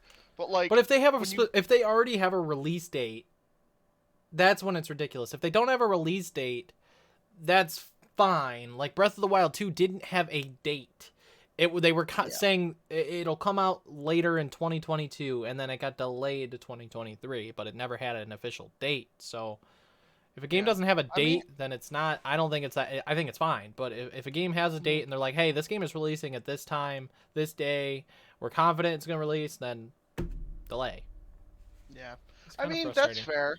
I don't know. Personally, for me, like, I feel like if it's for like a reason that, like, I feel like if at that point any time they would choose a reason for that, it would be for something good. Like, I feel like it would be for of like course. they need to set more time aside to make the game better. If they need A to, massive hole. if they need to frickin' delay the game a month or two, like, honestly, I don't care. If it's for something that's gonna make the game better, as long as, like, they don't delay it for months and months and months, and then it comes out and it's still garbage. Yeah. Like, at that point, then yeah, and then it's like, then yeah, why did you waste time? Oh yeah, that would make no delaying sense a at all. release date? Well, that's a perfect example of that is I wonder Cyberpunk. Yeah, yeah. Oh yeah, exactly. Freaking. That was a dumpster fire on levels. Yeah, that was a huge mess. It's and it sold decent for day one, but then like the player base just like dropped like right off the bat because they were like, look at this awesome. I hate when a company is like, here is this awesome, amazing gameplay for this game. It's great. It looks great. And then they release it and it's like, oh, that gameplay that you seen, it was only for next gen, maybe PC. It wasn't for the current generation, the old generation though. So your version's just going to be garbage at release because we lied to you. You know, that's what Cyberpunk did. It's flying off into the skies, No, it's, another good game or a game that I imagine is going to be good that they've been delaying forever is Scorn. Scorn. Scorn, yeah. I've had my eye on that for a few years now. I think I remember watching I think it was a PewDiePie video on it, like 2015. The game's had like a demo of for like a long time. I'm sure it's still there, but it's been shown for a while and it looks really good. But it looks familiar. Yeah, they have a set date. I think October of this year. October this year. Yep. Yeah. Yeah, right now. I hope that game. I hope that game's good. I've had my eye on it for a few years. And I've been kind of. Is that game that looks of Alien? Yeah. I was gonna say, is that shooter that looked similar to Doom, or no, or was that another one? But you watched Alien, have you? Watched Alien? I have. Mark hasn't. Probably, obviously. Alien, no. See. Great movie series. I like it. Yeah, it's a good series. Yeah. Maybe not. I can't remember what it's called. Was it Alien Resurrection? Yeah, that wasn't. Alien 2 was the best, probably, to me, at least. Speaking of, like, Alien, Predator, I mean, I know we're bringing up, like, movie stuff, which is a little off topic, but, I mean, they have games too and such. Yeah, exactly. Yeah. I was going to say, Predator, there was a new trailer today for their next movie called Prey that just released today, a trailer for it. Back like 300 years or something, right? Mm-hmm. So it could be something good, and it's going to release on Hulu. It's not going to be in theaters, so it could be the first halfway decent one since Predator 2. Predator 2 is halfway decent. I'm not going to say it's amazing, but like it's not Predator 1, but still. I liked Predator 2. Predator 1 was a lack of different scenery, in my opinion. It's just jungle all the entire time. Mm. I'm not a fan of movies that take place in cities, but well, I mean big cities like that, I should say. But it was. I liked it a little more. Some people like Predators that came out in like 2008. Some people do have say that one's okay, which it's okay, I guess. But I don't know. It was supposed to be like a sequel to Predator 1. They went back to the jungle or something and junk. They were taken to a homeworld planet. Oh, well, whatever. H.R. Geiger, that's the dude's name was. One movie I never got. I never really understood in that series was Alien vs Predator 2. I only seen the first one, I think. That was a dumpster all the way. Yeah, I watched that and I had no idea what was going on the entire time.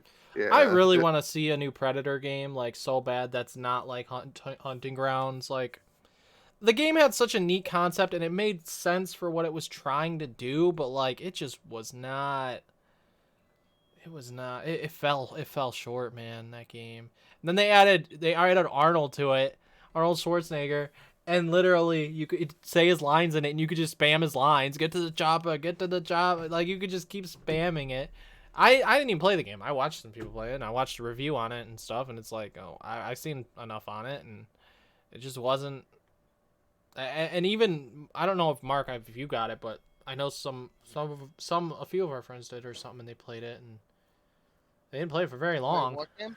Predator Hunting Grounds. It was. Oh, I yeah, remember it. Yeah. Yeah, we played it. It was kind of one of those games that kind of just fluctuated. Like we played Yeah. it for a hot minute, and then it was like a game we'd play all the time, and then it just died really quick. I don't know. Wasn't it like a free game? I think it. I think so. It wasn't. I think It was like they $20. gave out, like, a free, yeah, they gave like I think they had like a free thing for it maybe at one point, but I'm not 100%.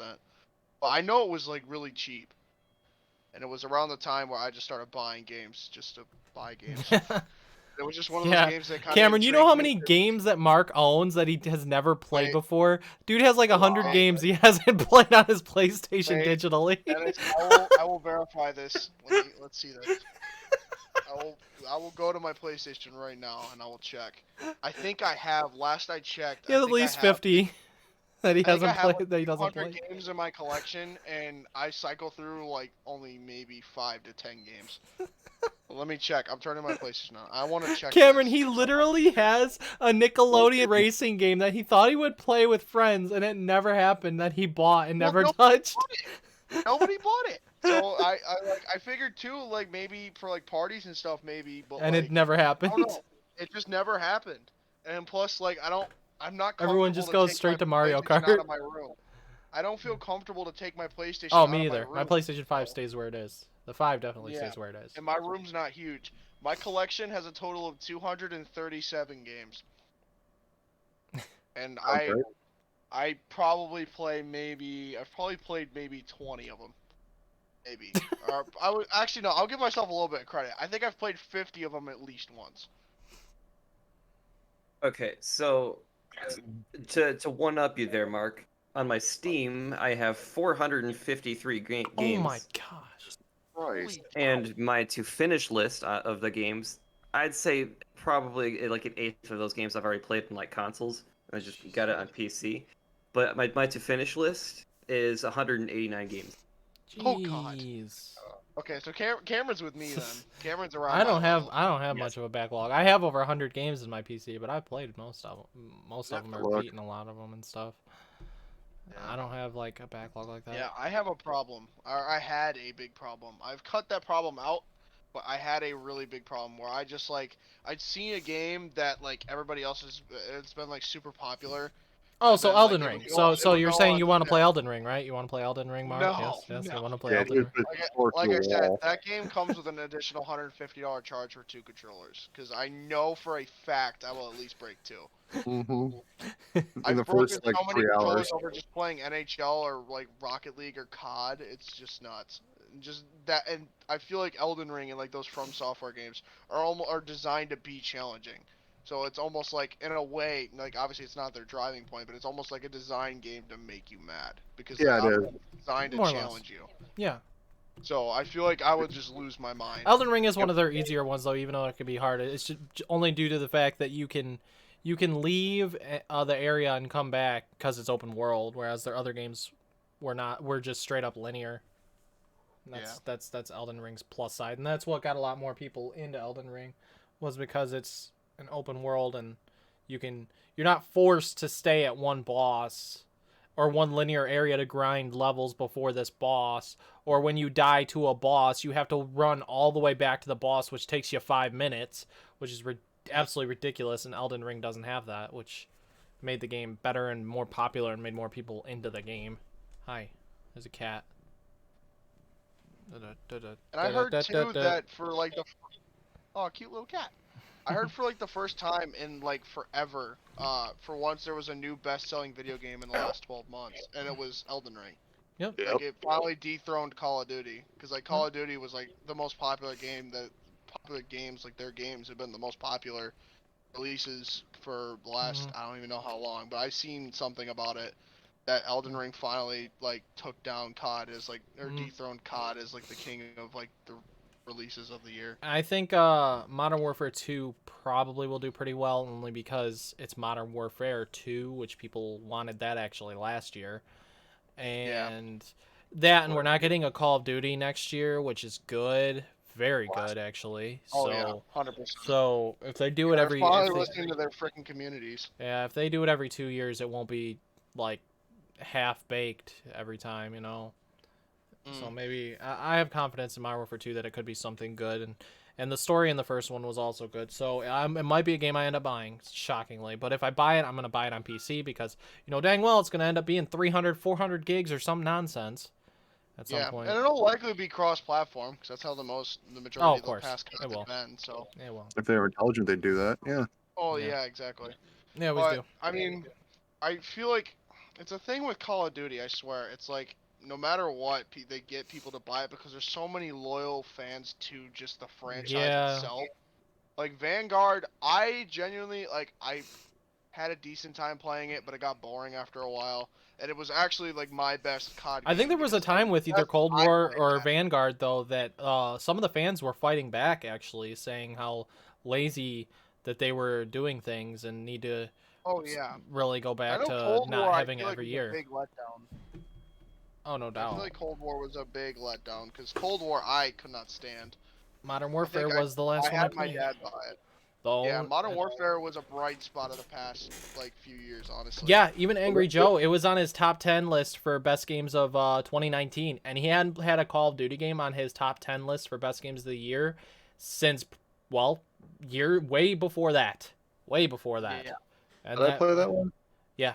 Yeah, you definitely did, because I played that one. I played Modern Warfare. We all played it. We all played that one. Yeah. So I just remember, even when COVID first began, it was just me and the guys would just be up till, Call of Duty. Man, 6 a.m. Just, all night. That was with Modern Warfare. Playing Search and with Modern Warfare. Just playing Search and Destroy or whatever. That was before the player base went pretty bad. Yeah. I kept sniping you all the time. Yeah, you'd just be sitting in the back of spawn, just sitting in a corner with your frickin' Rytech or whatever. Your super double zoomed mega barrel Rytech. Yeah, I ping you off across the whole board. So Mark, you would always just find a way. Mark, what do you think? I don't know if you said anything, but with Nintendo, with them being worried about their player base and not losing people and worried about the future of their success because of the Switch being so successful, what do you think they should do? Just stick with? I don't know, man. Supposedly the Switch. The Switch is rumored to be another 5 years, so they'll probably do some kind of better version to get more sales, and then hopefully they do backwards compatibility with whatever they do next. You know. It might be difficult though with the cartridges, it being different than past. Yeah. I mean, I get why they're nervous about it because of how insane the Switch has become. Yeah. Isn't it their best-selling console, ever? If you exclude the DS, yes, which is handheld. I was gonna say, yeah, it's definitely gotta be. It's outdone the Wii. It's in top 5 now. Yeah. Top 5 highest selling consoles now. It's definitely been revolutionary. I still have mine. I don't touch it, but then again, obviously, I still always play. I still find time to play it. Whether it's I'll pound everybody in Mario Kart because I'm the best. Smash, or something else. Or Smash, but usually Philip and James. Or Mario Party, an hour. Yeah. And that's the thing. That's what helps sell the Switch so much is that it's a party system, and you don't get that with anything else other than Nintendo. Definitely. It's the family side of things.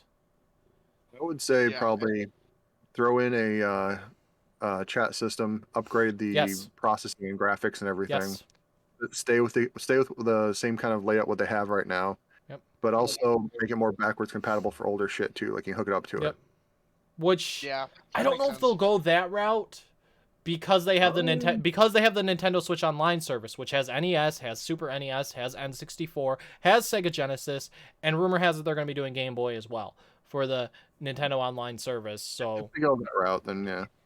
because because PlayStation and Xbox doing their own live service things for games and such. Nintendo with the Switch Online service, it seems they're doing halfway decent because of them constantly adding all this old school stuff. So I think they're gonna stick with that when it comes to the really old stuff. They're gonna stick with that. I think eventually there'll come a point where they even add a GameCube in there possibly too. But I think Game Boy might be next.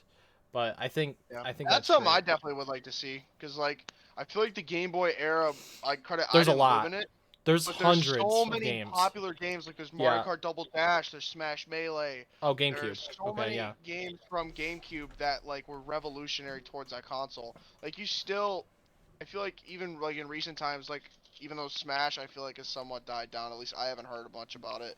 But like Melee was even more like getting popularity now, like in recent years. Mm-hmm. And it's nuts. Its tournament, its competitive base has always been pretty high up there, especially because Melee was at Evo for many years, and now for some odd reason Nintendo pulled both Melee and Smash Ultimate out of Evo this year, and I don't understand why, but Nintendo's out, which is very weird. Yeah, which is weird because that seems like it's like their big ticket things, but Evo's just a big fighting game event thing, and now Smash is gone completely from it, which is weird. But the Melee players still are. There's such a heavy tournament competitive base there still. Mm-hmm. Oh yeah, isn't there some sort of new the multiverse thing or something coming up now? Oh yeah, multiverses. The open beta is in July. Shoot, we forgot to talk about that. We'll have to mention that to the other guys next week. Multiverses. Yeah. I signed up for the alpha, but I don't think I'm gonna get an email. It's in a couple more days. On the 19th is the alpha. I doubt I'll get in. I normally never get an email with that stuff. But the like DC fighting game or whatever. No, not DC. Or Warner Brothers. Warner Brothers properties. Yeah, that's what I meant, Yeah. I think I've seen something on that with Shaggy going like Super Saiyan. That's the best thing about it. That is the best thing about it. They literally went with the memes for Shaggy and made him go Super Saiyan, and I love it. Didn't you say Rick and Morty was going to be in it or something? Yeah, it's in the leaks. They've been data mined that Rick and Morty is supposedly going to be in it, and Gandalf from Lord of the Rings. We're going to get Harry Potter in there. Like, all sorts of crazy characters are going to come to that game, and I love that idea. That's awesome. And it's going to be, I don't know if it's going to be cross-platform, but regardless, it's going to be a free-to-play platform fighter, and that's awesome. That seems like that's definitely an intriguing title for me. Cameron, did you see anything on that? They came out with a new 3D trailer for it. It's kind of cool that they just came out with today or yesterday for multiverses. It's like Smash but with like DC superheroes and the Iron Giants in there now, Looney Tunes characters, frickin' Game of Thrones, and apparently Rick and Morty's gonna possibly pop in there, and Harry Potter and Lord of the Rings stuff, all sorts of Warner Brothers property characters, and they even have popular famous voice actors voicing the characters, which is awesome. Yeah, I haven't seen anything on that, but that does sound like pretty cool. I'll send you the cinematic trailer later that they just came out with the other day. It's really cool. On it, I mean, it's gonna be free to play, so you know, it's definitely it's coming out in the chat room. Oh, what now? The open beta is in July. There's going to be an open beta. Coming out this year, but we don't know when exactly yet. Isn't it out on everything, though? I think so. No, everything but Switch. It's not coming to Switch. Oh, okay. Yeah, it's not going to be on the Switch. I just didn't know if it was like going to be an exclusive on a certain console. It's never coming to Switch. No, I think it'll come to Switch eventually. It's just not going to be something at launch. It'll be a later down the line thing.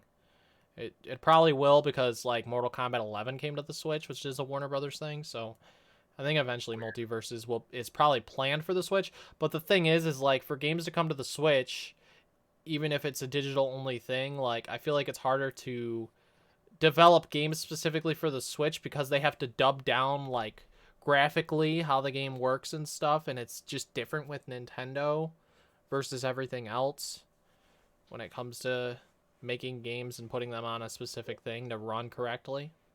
Nintendo's got to up their graphics. They got to up a lot of stuff, man. They got to up their online. They got to update their graphics. They got to update adding a chat system. They got to update to where you can, at the very least, even if no chat system, being able to message your friends that are online. You can't even message anybody, you know? And hell, even AOL had a chat system 20 years ago. And they should even switch up the eShop a little bit, because if you look at the 3DS or the Wii U eShops, they're way better layout. The layout is just better than the Switch's eShop layout. I just don't know. And I get they don't have a virtual console section because they have the Switch Online section now, but I don't know. Yeah, sneeze. Out. Okay. You good? Yeah, I'm good. Trust me, Dennis. I've been doing that all day, every day for the past like 3 days. It's been driving me nuts. Well, you had a heck of a party, to say the least. Yeah, I think I sneezed once at one point, like 5 times back to back. Jeez.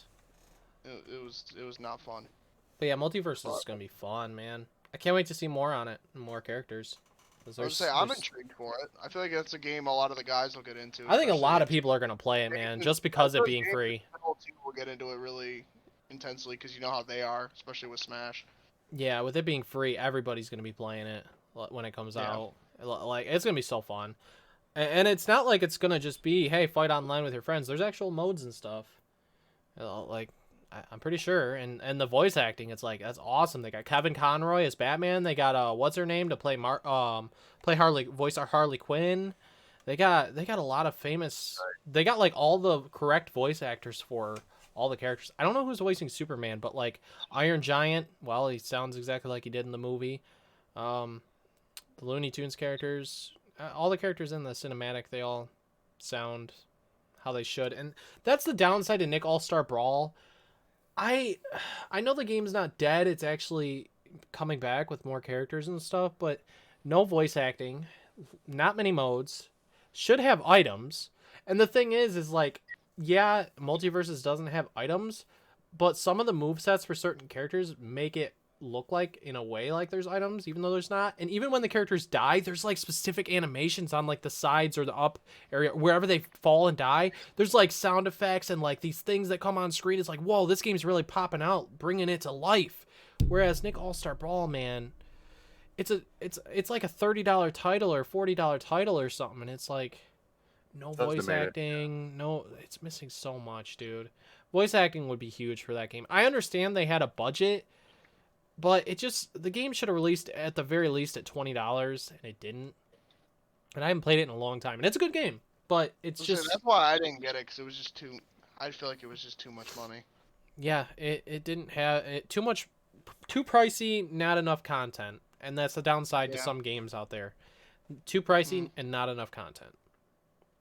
Welcome to being married. Huh? I said, welcome to being married. Too pricey, not a lot of content. Hi, Chester. This cat just wants freaking attention. Oh my gosh. And give your cat attention. Well, yeah, I'm trying. He was on the bed, but now he's like, no, love me. Cameron's just having a fun time, man. He's just going. Mark, I take it you didn't play the Godzilla vs. Kong event in Call of Duty? I actually did. I played it briefly with Tyler. Okay, yeah, I heard it was kind of dumb. It was interesting to say the least. It was kind of dumb. I feel like it's a decent concept, but like, I don't know. I just got... Could have been approached better. Yeah, because it was just like, they kept adding in these like in-game actions that happened with Godzilla and Kong, but it wasn't anything like, it just seemed like it wasn't worth it because it was still like the PvP aspect was still a thing. Yeah, like and they were also like far away from each other. They didn't even fight each other. Yeah, they were all like super far away. Yeah, they should have fought maybe like an earthquake or like a shockwave thing happened to the board or something. They did something similar, like Godzilla had his giant heat ray that would like incinerate a whole part of the map and stuff like that. Yeah. Like I said, it wasn't bad, but it just... It could have been way better. Could have been executed better. Oh yeah, 100%. Dr. Disrespect didn't even play it very much, and he was bored. Yeah. He was like, yeah, screw this. And he went back to something else. The Call of Duty community ruins a lot of that too, just because of how like naturally sweaty like Warzone players are. Like they still just go into that game not just to enjoy the event and the stuff that's happening, but just to continue to try and dominate and get the most kills and do whatever it takes to win. Yeah. Like I feel like with an event like that, you should set aside like at least like a couple games or whatever just to enjoy what's going on. Or like at least take some time to like enjoy the game, not just immediately go in and turn it into a freaking sweatfest. Mm-hmm. Dude, Cameron's over there killing it. He's in third person mode now. You just see the whole thing. Cameron, are you like streaming it while as we're streaming this? No. You just have streamers open. Okay. I gotcha. Cameron, do you have the PlayStation brand wheel, or what wheel do you have? It is the PlayStation brand one, right? So we seen me, Justin, and Damien and Mike went to the Game Vault, and we seen one. Yeah, they have one. They have it. Actually, Yep. That's the They exact do. one I have. It's the Logitech G29. Oh It's yeah. I've seen that. It's for PlayStation, but if you have Logitech G Hub on your PC, it works on PC as well. Oh nice. Logitech also has the G29, which is the Xbox version of it. So if you're playing on Xbox, Forza or something. Oh, There okay. you go. Cause yeah, me, Justin, Mike, and Dame, Dennis. I don't know if we told you about it, but we went to Game Vault the last day there, or the day. Or Oh, the so second you to last guys went day. on Monday, huh? No, Me- we went on Sunday, I think. Oh, Went bull. Sunday. Oh, of course you guys went after me and Sean went. Because Yeah, I know. we We heard weren't you guys- invited for food or anything, you know. So we No, just went on our own. We heard you guys went, and I figured I'd never been there, so I was like, sure. Me and They have Mike a and lot, Dave were don't trying to they? figure out- Oh yeah, Like, it's I went there a few months back. Like I haven't been there in a few months, and then me and Sean went, and I'm like, oh my gosh, they have way more than they had back then. Like they have so much. It's crazy how much they have. Mike actually bought a Fat Boy PS3. He really bought a PS3.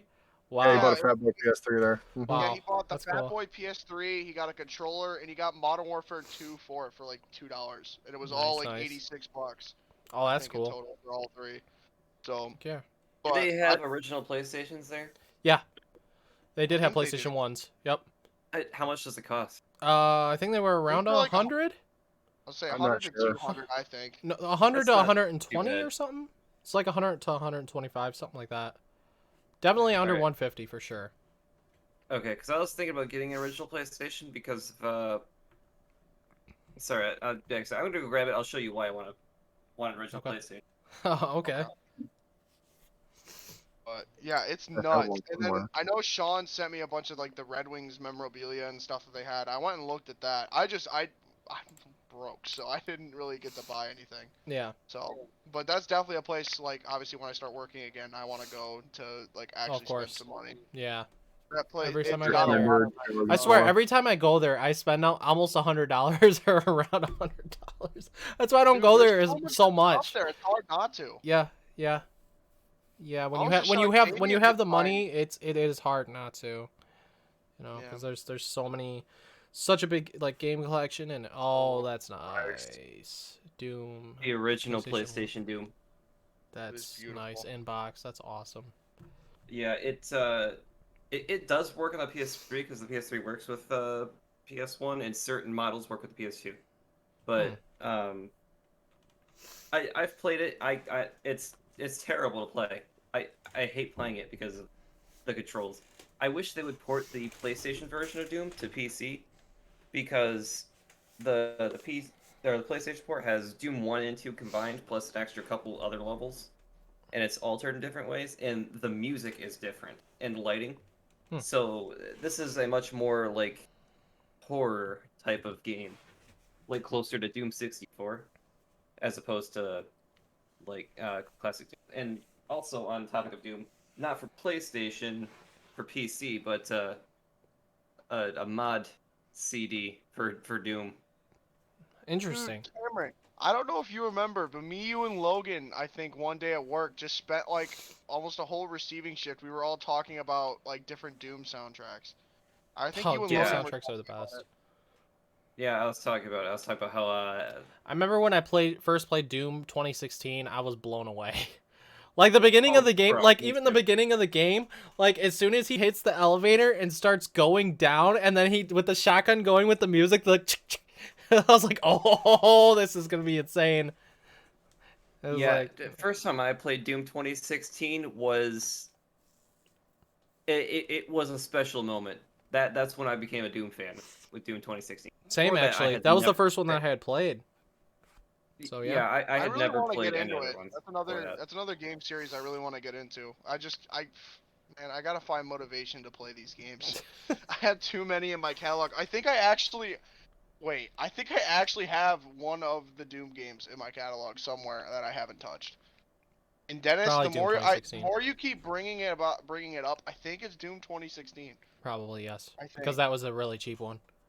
So yeah. Never play Final Doom. Oh, If you're gonna go through speaking the of Doom series- Cameron, do you think they're going to announce the next Doom game next month at the Xbox Showcase? Xbox Bethesda Showcase. Do you think they're going to announce the next Doom? It's been 2 years. And it was 2016 and then 2020. Or do you think they'll wait another year? I feel like we will get a third. We will get one after Eternal. I think it's going to be another year because I think Doom Eternal was announced in 2019, if I'm not mistaken. Okay, yeah, and what came out in 2020. Okay. Yeah, so if they have another Doom game coming out, then definitely next year, if not the year after that, which I would not be surprised, considering that Doom Eternal actually has 2 DLCs. Yeah. That took up a year after. Dude, I could not. I'm gonna be real with you. I could not do the DLC. I tried playing the DLC. It's too fast. How do you go so like, dude? Doom Eternal was a fast game. I loved it, but the DLC like, it got even faster. I was like, I can't do this. Like, it got so hard and so much faster. Doom Eternal just got crazy. It like gave me a headache. The DLC. I couldn't do it. By some miracle, I actually beat both the DLCs on the PS4. I have no idea how. Was that me? That was me. And to confirm, it was Doom 2016 that I owned. Sounds right. The one for the PS4 that I think I may have played once for like maybe 20 minutes, and then I got sidetracked or probably convinced to play something else with the guys or something. If you plan on going through the Doom series, just skip Final Doom. It's the only Doom that sucks. Is it actually called Final Doom? It's called Final Doom, but it released... A lot of people weren't big on Doom 3 either, just because it was different and less fast-paced. Yeah, Doom 3 is the... Doom 3 is the... I'd say second worst, but it's still a really good game for what it is. I'm going to tell you right now, though, Cameron, if they actually did somehow, some way, for whatever reason, decide to announce the next Doom game next month for a 2023 release date instead of waiting another year, which would be crazy because it's only been 2 years, plus there was the DLCs, I'd be blowing up your phone right away because I'll be off work that Sunday when the showcase is going on. I would hope you'd be blowing up my phone because I love anything Doom. Yeah. Anything Doom. Doom Eternal blew me away at how good that game was. It blew me away. And it came out the same day as Animal Crossing. Like, what a day. Isabelle meets Doom Guy. Doom Guy's in Smash, by the way. They got a Mii outfit for Doom Guy, Doomslayer in Smash. So technically you can team up with Isabelle from Animal Crossing with Doomslayer in Smash Ultimate, which is amazing. There's so many Doomslayer being friends with Isabelle memes out there because of that. Yeah. I'm gonna say something a little controversial. I think Doom 2016 is better than Eternal. Eternal's a great game. I disagree, but that is fair. I can understand why. Like, it makes me think of that Top Gear meme where Jeremy Clarkson's like, "This is brilliant, but I like this." And that's kind of how I feel. Doom Eternal's brilliant, but I like 2016. That's just more my flavor. That's fair. Because I mean, I played Doom 2016 twice, so because I played it again before Eternal came out, and then after Eternal came out, I mean, I was blown away by it. I tried the DLC because I had the complete edition, and well, I told you how that went. But I started it. I think I started it. No, I didn't start a second playthrough. I like how you can go back on your main playthrough because the ship. I love the ship. It's awesome. By the way, you know Markiplier, actually there's an Easter egg on the ship, a tribute to Markiplier, I think to like his either his dad or grandparent or something on the ship actually in like the library with like, it's like one of the books or something. Oh yeah, really I cool. heard about that. It's his dad, I think. I'm pretty sure. It's super cool. Yeah, I think I remember hearing about it, or I heard Markiplier post something about it, I believe. Yeah, so I don't know. Doom Eternal, I want to go back and revisit still eventually, more than I did when I started to revisit it, because I went with the same playthrough and just kind of went level by level, starting at the first level, since you can just do that instead of starting over. But the game is crazy.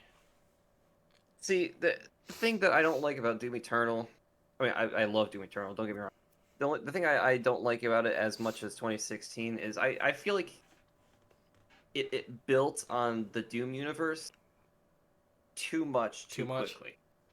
Yeah. That's fair. Because the simplicity of Doom 2016, where it's just like... The final boss was crazy. So the final boss of Doom Eternal is this giant freaking demon that's like really freaking huge, and it like summons all these other small demons that you're killing and rushing around while you're trying to kill this big thing, and it's insane. Doom Eternal's just crazy. Yeah, the final boss was nuts. I'd say that boss for me was definitely more challenging than the Doom 2016 one, but the Doom 2016 one was still challenging with what she could do. That giant spider lady. The Icon of Sin is actually it's a returning boss in Doom. If you play, it was Doom 2. Icon of Sin is the final boss of Doom 2, but the Icon of Sin in Doom 2, obviously because it's a 2.5D game, like it's not actually fully 3D. They didn't have like a giant monster like that. He was just a texture on the wall with a big hole in the brain that you have to shoot rockets through. I gotcha. But I want to see you know what? I want to see a new Wolfenstein. Me too. Actually, never mind. Did they end the story with the new ones with 2? I haven't played it in a long time. Did Wolfenstein 2 end the story right? Like, dude, I remember when Wolfenstein the original came out on PC. Yes. Wolfenstein 3D you're talking about, or are you talking about like the original? Original. Yeah, I think that was PC. So I know in Wolfenstein 2, I remember when I first played Wolfenstein 2, I was like, what the heck is going on when he got his head cut off? And they were like, we got this amount of seconds, put his head inside of this container, and then we're going to bring this dude back to life. Like, that was where it was like, oh my gosh, what is going on? Yeah, I love that. Set's like, we've got 7 seconds, and then it was like 15 seconds later, they finally get his head. Yeah, it just works. Wolfenstein 2 was not the last one. I'm not sure if you heard of it. The one with the sister, his daughters? Yeah. I heard that one wasn't that good. I heard that one wasn't that good. I heard it sucks. I have it, and I have yet to play it, but I heard it sucks. So I'll let you know when I play it. So I don't remember the ending of 2. So could they do a third one? Could they actually do a third one? Yes, definitely. Oh my god, definitely. What I would like to see is them to Did the dad die or no? No. Dad, the main the main character of 1 and 2. Yeah, he dies in 2. Yeah, well, yeah, he died, but they brought him back. But did he die again? I don't know. Brought him back. Yeah, because he got his head chopped off, and then they put his head inside the thing, and he got a new body. You know. Oh, you're talking about BJ Blazkowicz, the character you play as. Yes. Ah, okay. No, he's not dead. He's this new body is a. It's been a while. It's a German body prototype of some kind. I don't know. Does Bethesda make those, or does id Software that makes Doom? id Software makes Doom. Yeah. id Software is owned by Bethesda. The newer Wolfenstein games are made by Machine Games. Okay, so Bethesda just is a side thing with Wolfenstein. They own the IP, but they don't actually develop it. Yeah, Bethesda owns id Software, but they also own Machine Games. That's what I mean. But they're not the actual core developers of Wolfenstein. So they could. Yeah, no. So there is a chance we could get a third game announced then, next month. Probably. There is a chance because Bethesda is going to be there. Like, we will see Starfield gameplay. Regardless, we will see Starfield, even though it was delayed to next year. We will see gameplay from Starfield next month. So there's a chance they could announce a Wolfenstein 3. I'd be hyped. I would hope so. I would like a game that takes place before Youngblood, because Youngblood takes place after Adolf Hitler. Oh yeah. I remember I played Youngblood as well, the prequel. Yeah, I want a prequel, like a prequel to Youngblood, because Youngblood was the prequel to 1 and 2. Still there, Marky? No. Yeah, not No, Youngblood's way after 2.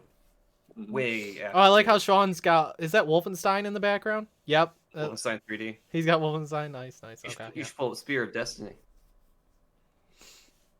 I like how in Wolfenstein and Doom in the newer ones you can go to the classic areas and it's got the classic music. I love that they have that in the newer ones. It's amazing. Well, yeah. It's just a love letter, straight love letter to all the fans. It's a tribute to the ancestors of the game series. Yeah. It's super cool. But if there's a new Wolfenstein game, I want one that takes place like after 2 but before Youngblood. Okay. Where you finally get to kill Adolf Hitler, because every single Wolfenstein You're right, game, yeah. that is the big thing. The one thing we've all been waiting for, and then in Youngblood they just skip to like years after. And it's just like, dude. I'd love to see that. Yeah. I remember the old was the old lady in both 1 and 2? The villain.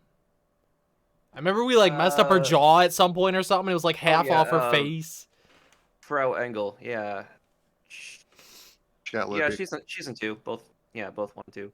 I think she's dead, so I gotta do I gotta watch a video on Wolfenstein because I don't remember the stories that well with 1 and 2. It's been a while, so I want to she is watch everything. Dead. Like, she's really dead. Like, it's only her jaw that gets messed up in Old Blood. It's just only her jaw. But in 2, at the very end, it literally just takes. I think it was. She's the one that like splits her face right open. Okay, yeah, because she's the one that cut his head off, right? In the second one. Yeah. Mark's like, what? I'm sorry, what? Yeah. What's Wolfenstein? That's kind of why I kept quiet. This is Cameron's big thing. Doom and Wolfenstein, man. That's Cameron's like life, dude. Well, not fully, Skyrim and stuff too, but that's done stuff in general related to them. It's like that's Cameron Mark, all day, man. This here is old school Wolfenstein. It's on my screen here. Weirdly enough, it kind of looks familiar to me. That's because Doom and Wolfenstein classics look similar. There's also some other games from back then that have similar art style as well that are first-person shooters. Yeah, because also, heck, even like the classic 007 looks slightly similar, just like the textures are a little bit different. Because it is old, it's newer. It's newer than what these are, but it's still like old, Yeah. See, the interesting thing is if you look at the gameplay there, I'm not sure if you can see it very well, from a camera looking at a monitor, but the bottom, like the floor and the ceiling, are all just a solid texture because it actually has a very different game engine than even classic Doom. If you also see, there's no curvature on the walls. It's just like flat, square, constant. Yeah. Because they just use ray casting, so just to sum it up. Wow, their kill ratio sucked on that one. Just to sum it up, the ray casting thing is just like there's a field of vision, like beams that like shoot across, and it renders the distance of how far the wall is by making the wall bigger or smaller. So there's that. In Doom, I understand it, but I cannot even begin to explain in a way that makes sense. It is so complicated, but it looks better. You can have curvature on the walls. You can have like floors on different levels, despite the fact that it's not a 3D game. You cannot, however, have floors over floors because the game would glitch out and you'd just be like flying through constantly. They did change that in. I know, sorry, I'm totally nerding out here. They did change that in Doom 64, where you can have floors over other floors because they did it by it processes you on the floor that you want to be on by the area that you enter it from. It's like you have the bottom floor here, and then you have a bridge that goes over. If you enter from this side, you'll be under the bridge, but if you enter from here, you'll be on top of the bridge. But there is a glitch sometimes where you go onto the bridge and it's just not there, and you fall straight down to the bottom floor. But that glitch doesn't happen very often. I think it'd be neat if they did a new 007 multiplayer game. If they did it right. I don't know who owns the IP to 007 for like a video game franchise as a whole, though. It's just I know there hasn't been one in years, so. This makes me think of Minecraft, but with a gun. Yeah. Fair enough. Kind of does, It's, yeah. well, it's very graphically like that in a fashion. Yeah, honestly. I've just been watching it, honestly. I've just been Like- watching it through Sean's camera. I mean, I've been doing the just same watching thing it. while we're talking. Yeah. Pre-alpha Minecraft with guns. Mm-hmm. Killing Nazis. I used to play this That's all my the favorite. time when I was younger. Oh, yeah, I'm sure. This Fun is game. off topic completely. Cameron, I want to get your contact info so I can stay in touch with you. I don't have you on anything. He has a Facebook, It's you know. He's on my friends list. Discord. And Discord, Oh, yeah. yeah. Oh yeah, now I And have he, you on Discord. and you have him on Twitch as well when he's streaming, I do. anyways. So yeah, do. just get him on those. Oh, there we and go. You're good. That works. I will send him friend. Yep. I don't. I mean, shoot, we're almost at 2 hours again. I never. Whenever I say that these are not going to go for long, they end up going for long, and then they take hours to upload. But I don't care. It's whatever. It didn't help you had me trying to join for like 20 minutes of it. More than 20 minutes, probably. At least a half hour, Well, yeah. 45 minutes or something. Yeah. Phil probably. said he might join next week, I guess. Obviously, he doesn't have a camera, but I know he knows his game stuff and junk, so. Well, what I might just do is from now on, just because I have the Discord app on my phone, I might just join on my phone and then wear my AirPods so that way the audio is at least still decent. It's still decent. And that way you can actually see me. I mean, That works. whatever you want to do. Instead of just seeing the picture of me as a kid holding a frickin' lightsaber, you can actually see my actual face. Speaking of, shoot, I didn't bring up Fallen Order 2. Rumor, I don't know if it's 100% confirmed, but the title of the game is going to be Star Wars, I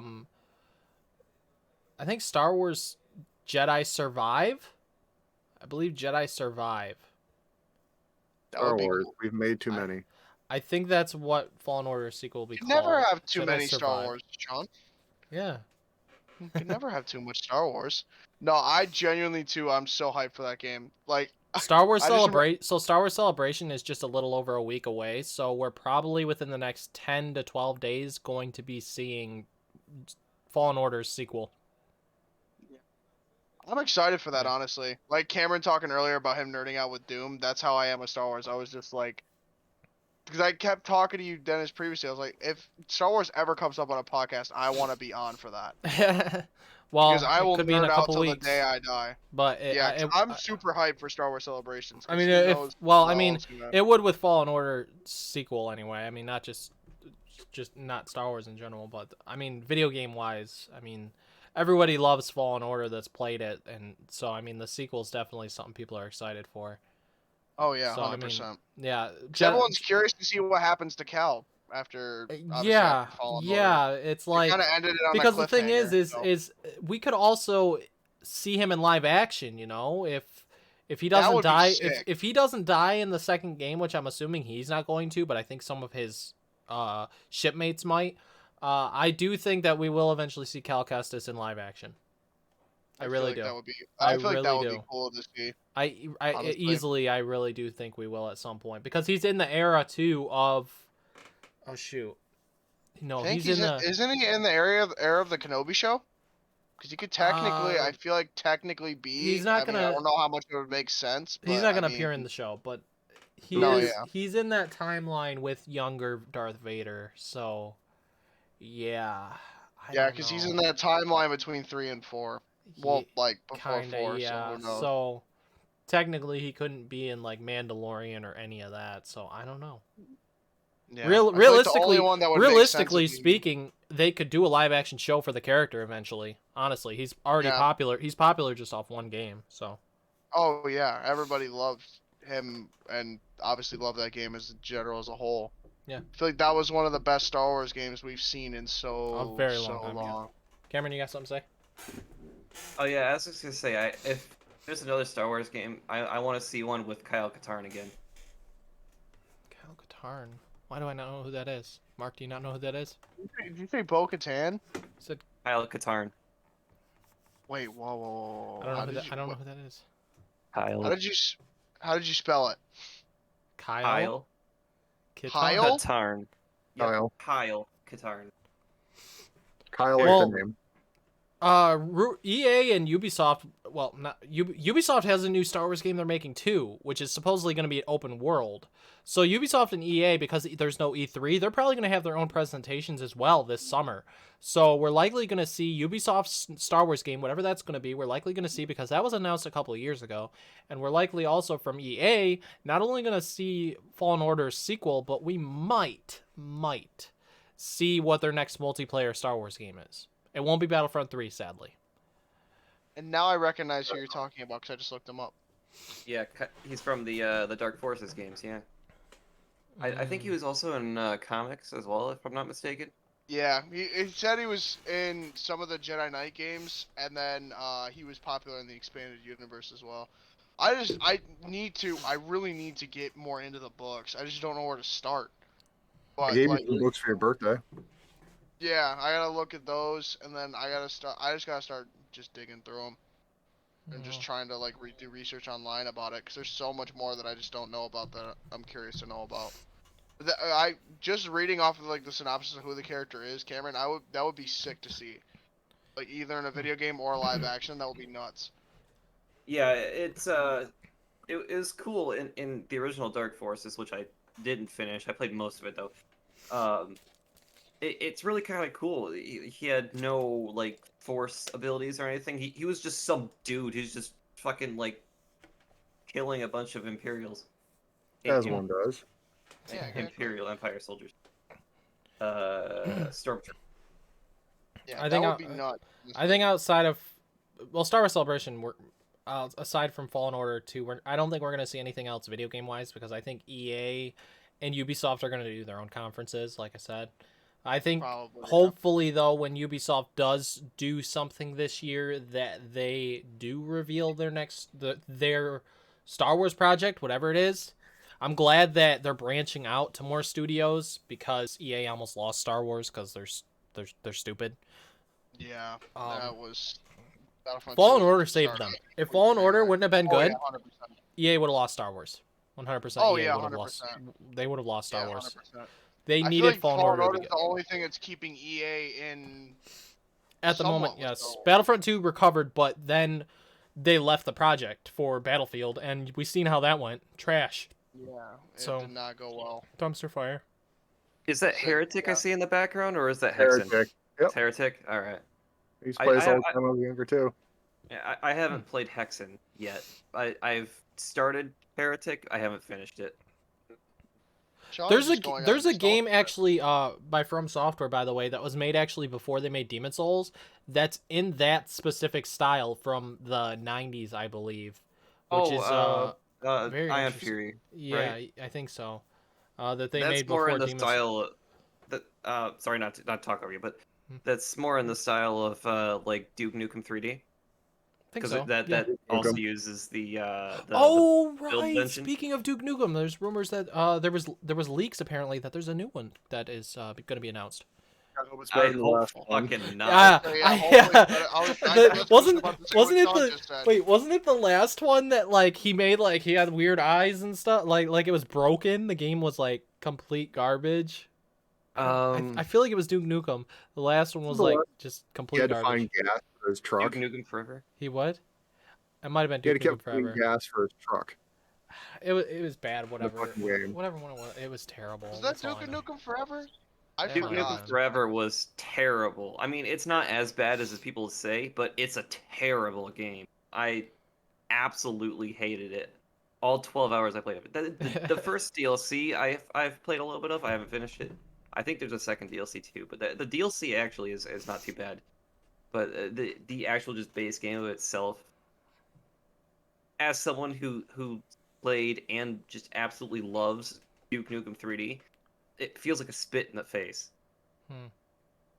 It did. I remember playing it, or playing the original. Didn't they have one on N64? Or am I tripping? Yeah, Duke Nukem 64. Yeah. That's Yeah. just Duke Nukem 3D ported over to. Yeah, because 64. I remember, I think, if I'm not mistaken, I think I remember playing that game with Philip here and there when we were kids. Because I've known him forever. Me and him used to always play all the OG, like, 64 games. That was the one console he had that I'd never seen before, and I was just mind blown by it because obviously I'd 64? never seen it before. The 64, yeah. I had never like seen anything of it or on it or anything. I had no idea what it was. And then I would go to Philip's house. He'd be like, "Dude, I have this like classic console. It's called the N64." I'd like never heard of it.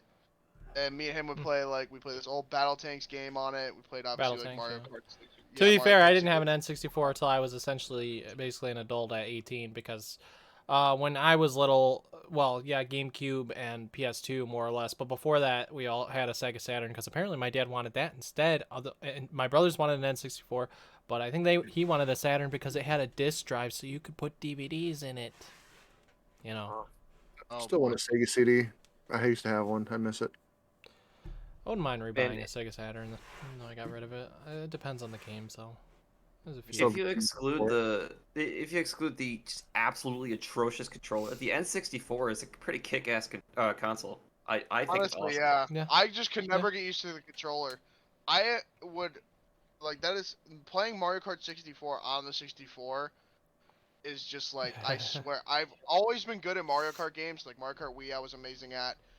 Obviously I'm good at all the new ones. But like Double Mario Dash, Kart 64, playing it with that controller, well, I just from could even never get used to it. well from 64 and before 64, all the ones before 64 even, they were a lot more difficult than Mario Kart Double Dash was the first one that you could really get a handle on more than the old ones when it came to the controls and stuff. Not even just the controller, like even Super Mario Kart and Mario Kart on the Game Boy or whatever. Like all the older ones were more difficult. Yeah. Unless you like Yeah, really I just grew up with remember them. that. I remember I remember me and Philip would go and play Mario Kart Wii. And I've never used the Wii remote because I just used like the wheel? controller. Or I used the wheel. Yeah, I either used a GameCube controller or I used like the classic Wii controller thing that you like hook up to a Wii remote, and it would be just a normal controller, like the little like almost pill-shaped looking thing. Yeah. I remember me and him would use either one of those, and I would go and play that, and I'd be fine. And then me and him would go play N64 later in the night, and then it'd be like relearning how to drive. It's like, what on earth am I doing? Yep. Like Yep, I'd just that be sounds trying right. to refigure out the controls, and it just felt ancient to me. It just felt weird. Like it just felt like something completely foreign to me. Yep. Now, maybe I'm just like really weird or something like that, but when it comes to like Mario Kart Wii, I always use the nunchuck to steer. I never actually used the twist Philip thing. used Wii remote nunchuck, so he would agree with you on that. I always did wheel. I'm sorry, but the moving the I could controller never like that do is it. so awkward. It was it just I felt always did like the every wheel back time in you the go day. to turn a certain way, you would turn the opposite way. I just could Yeah. never get used to doing it like that. I hated it. So Yeah, I exactly. had to have a controller for it. So I think I had to buy either a GameCube controller or I had like towards the end of the Wii, I had the one of the Link version GameCube controllers that you would hook up to a Wii remote, kind of like the same concept as like a Wii controller. But you would just hook it up to the Wii remote specifically, and you just use it as the normal controller. I could not play Mario Kart that way. I refused. Anytime I played Mario Kart, I refused to play with a Wii remote. Yeah. Oh, but by the way, Mark, that Final Fantasy Ever Crisis, you're gonna have to download a emulator on your PC to play it because it's only gonna be a mobile game, which is fine. Yeah, I think you Sean just gotta was know. saying something about Yeah, that. you just gotta know which one to download, which is fine. I'm like I said earlier, I'm most curious how not Crisis Core, Advent Children is gonna play as a game. You know how it's gonna look, how it's Honestly, gonna be. Yeah, he's got it on the screen, of course. I was gonna say, I just seen it. I was just gonna Yeah. say, I was gonna be like, Sean, you got Yeah. that game playing? Yeah, that so movie? I'm curious because Advent Children was only a movie, so that being a game is like a big deal. That's a big deal. That's for sure. Yeah. I'll I probably need to do rewatch I'll that probably do a movie let's again. play for it, honestly. As long as I can find some kind of emulator to download it, because I'm not playing it mobile. I will find an emulator of some kind, or Sean will for me, even if I can't find something. Yeah, Sean's always for the it. tech savvy one, so you can always Yeah. count on Sean. I have an emulator thing specifically for mobile app games, but it might not have everything when it first comes out, and that's what I need. Is when that game first comes out, it might be hard to find something to emulate that game onto the PC because that's something that all of us might want to play, and we need an emulator for it, obviously, because we're not mobile gamers. Yeah, 100%. You know, mobile gamers, like, there's more of that. I think it's China, maybe even Japan, where that's really popular, mobile gaming, and where they make most of their money. Over here, not as much. You don't get it as much. Everyone has a phone over there, but not everyone has a system. There was Yeah. something I was gonna say Final Fantasy related, and I completely. Oh wait, yeah. So Dennis, this is completely off topic, but it's still on the topic of Final Fantasy. I talked to my dad recently because I confronted him about the fact that he's barely played the remake at all. You mentioned it in the comments, I think. Yeah, It he didn't said grab him. it didn't grab him. I was It's so so weird. confused. I was like, I don't get how. Yeah, I Like don't that get it game either. grabbed me instantly. Yeah, it's Just exactly. like all the tie-ins. At That's- this point, I'm I- just gonna have to tell him the ending. At this point, because he's never. I gonna guess play. I guess just because of it not being turn-based. That's all I can think of. Yeah, because my dad was always so used to the turn-based. So that style. means he's not gonna play Final Fantasy 16 either when it comes out. But that's okay. Well, he might, because it's weird. It's weird though because He played 15. Yeah. He played a couple more, or I think he played Lightning Returns as well briefly, and You know, 16's like coming it out this without year too. Final Fantasy. 16's gonna Is be it out really? probably September, October. They confirmed it's coming out this year. They're absolutely. It's in its final stages of development. So next month we're gonna get a trailer for it, for sure. That'll in be June. sick, honestly. Yeah. Yeah, I can't wait to see a trailer on it because we've only seen one trailer on it that came out in 2020 for Final Fantasy 16. So I cannot wait to see more on that game, especially because they're going with the style of some of the older Final Fantasies, which is really cool as well. That's My a day. dad That's always a day got one buy for attached me, to the for sure. turn-based style of game as well, which is probably why like Maybe obviously he's isn't still I played think all of them, but I think Ever Crisis is gonna be turn based, but again, you need a PC unless you play it on mobile to play an emulator of it. So for that one, yeah, it's my kind dad's phone is garbage, so there's no way he'd play it on his phone. of. But no, it's just I still couldn't believe it when he told me that the game just didn't grab him. It just made no sense to me. I'm like, Dad, it's like it's so good. So at this point, I'm just gonna have to talk to him or like tell him about the ending of it because he's never gonna play it, and I know he's gonna want to know. With what's on Sean's screen right now, really makes me want Capcom to announce Devil May Cry 6. Really bad. I still Devil gotta May- play them all. Devil May Cry 5 is an absolute want a remaster. masterpiece, man. I really want 6 to be announced already. 5 came Still out. funny to me. 5 came out, I think, in 2018. I don't think it was 19. I'm gonna look it up though It's because still funny to me that you asked me if you should try this game, and I'm like, yes, you should play Devil May Cry. You're like, all right, I'll try it. it was March and of 2019 that Devil May And Cry as soon 5 as you came start out. playing, you bought every single one of them. It's funny. It's funny all too of them because except 5. it's funny too because the first one is really difficult and a little clunky because it's older, but it's still fun. But it's hard to. It's really tough. Like the first one's the hardest one, just because, especially the final boss is very difficult because the first one for PS2 was such a tough hack and slash compared to the. We don't talk about the second game. It's trash. It's garbage. It's dookie. We don't know what happened there. You literally fight a like zombified tank, a helicopter. The story's not good. Oh my gosh, Devil May Cry 2 is just not. It's not very good. Devil May Cry 3. Masterpiece. 10 out of 10 with Devil May Cry 3, dude. Devil May Cry 3, oh my gosh, it's so good. And then I didn't think they'd make one better. I played Devil May Cry 4. Kind of blew me away. I feel like they're both 10 out of 10, but maybe 3 I might have put right above 4, just slightly. And Because then Devil, and then 5, oh my gosh.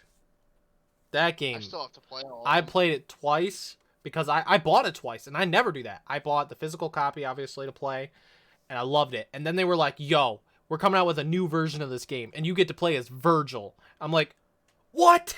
so I rebought it digitally on, I believe, my Series X. So I have it on PS4 and my Series X.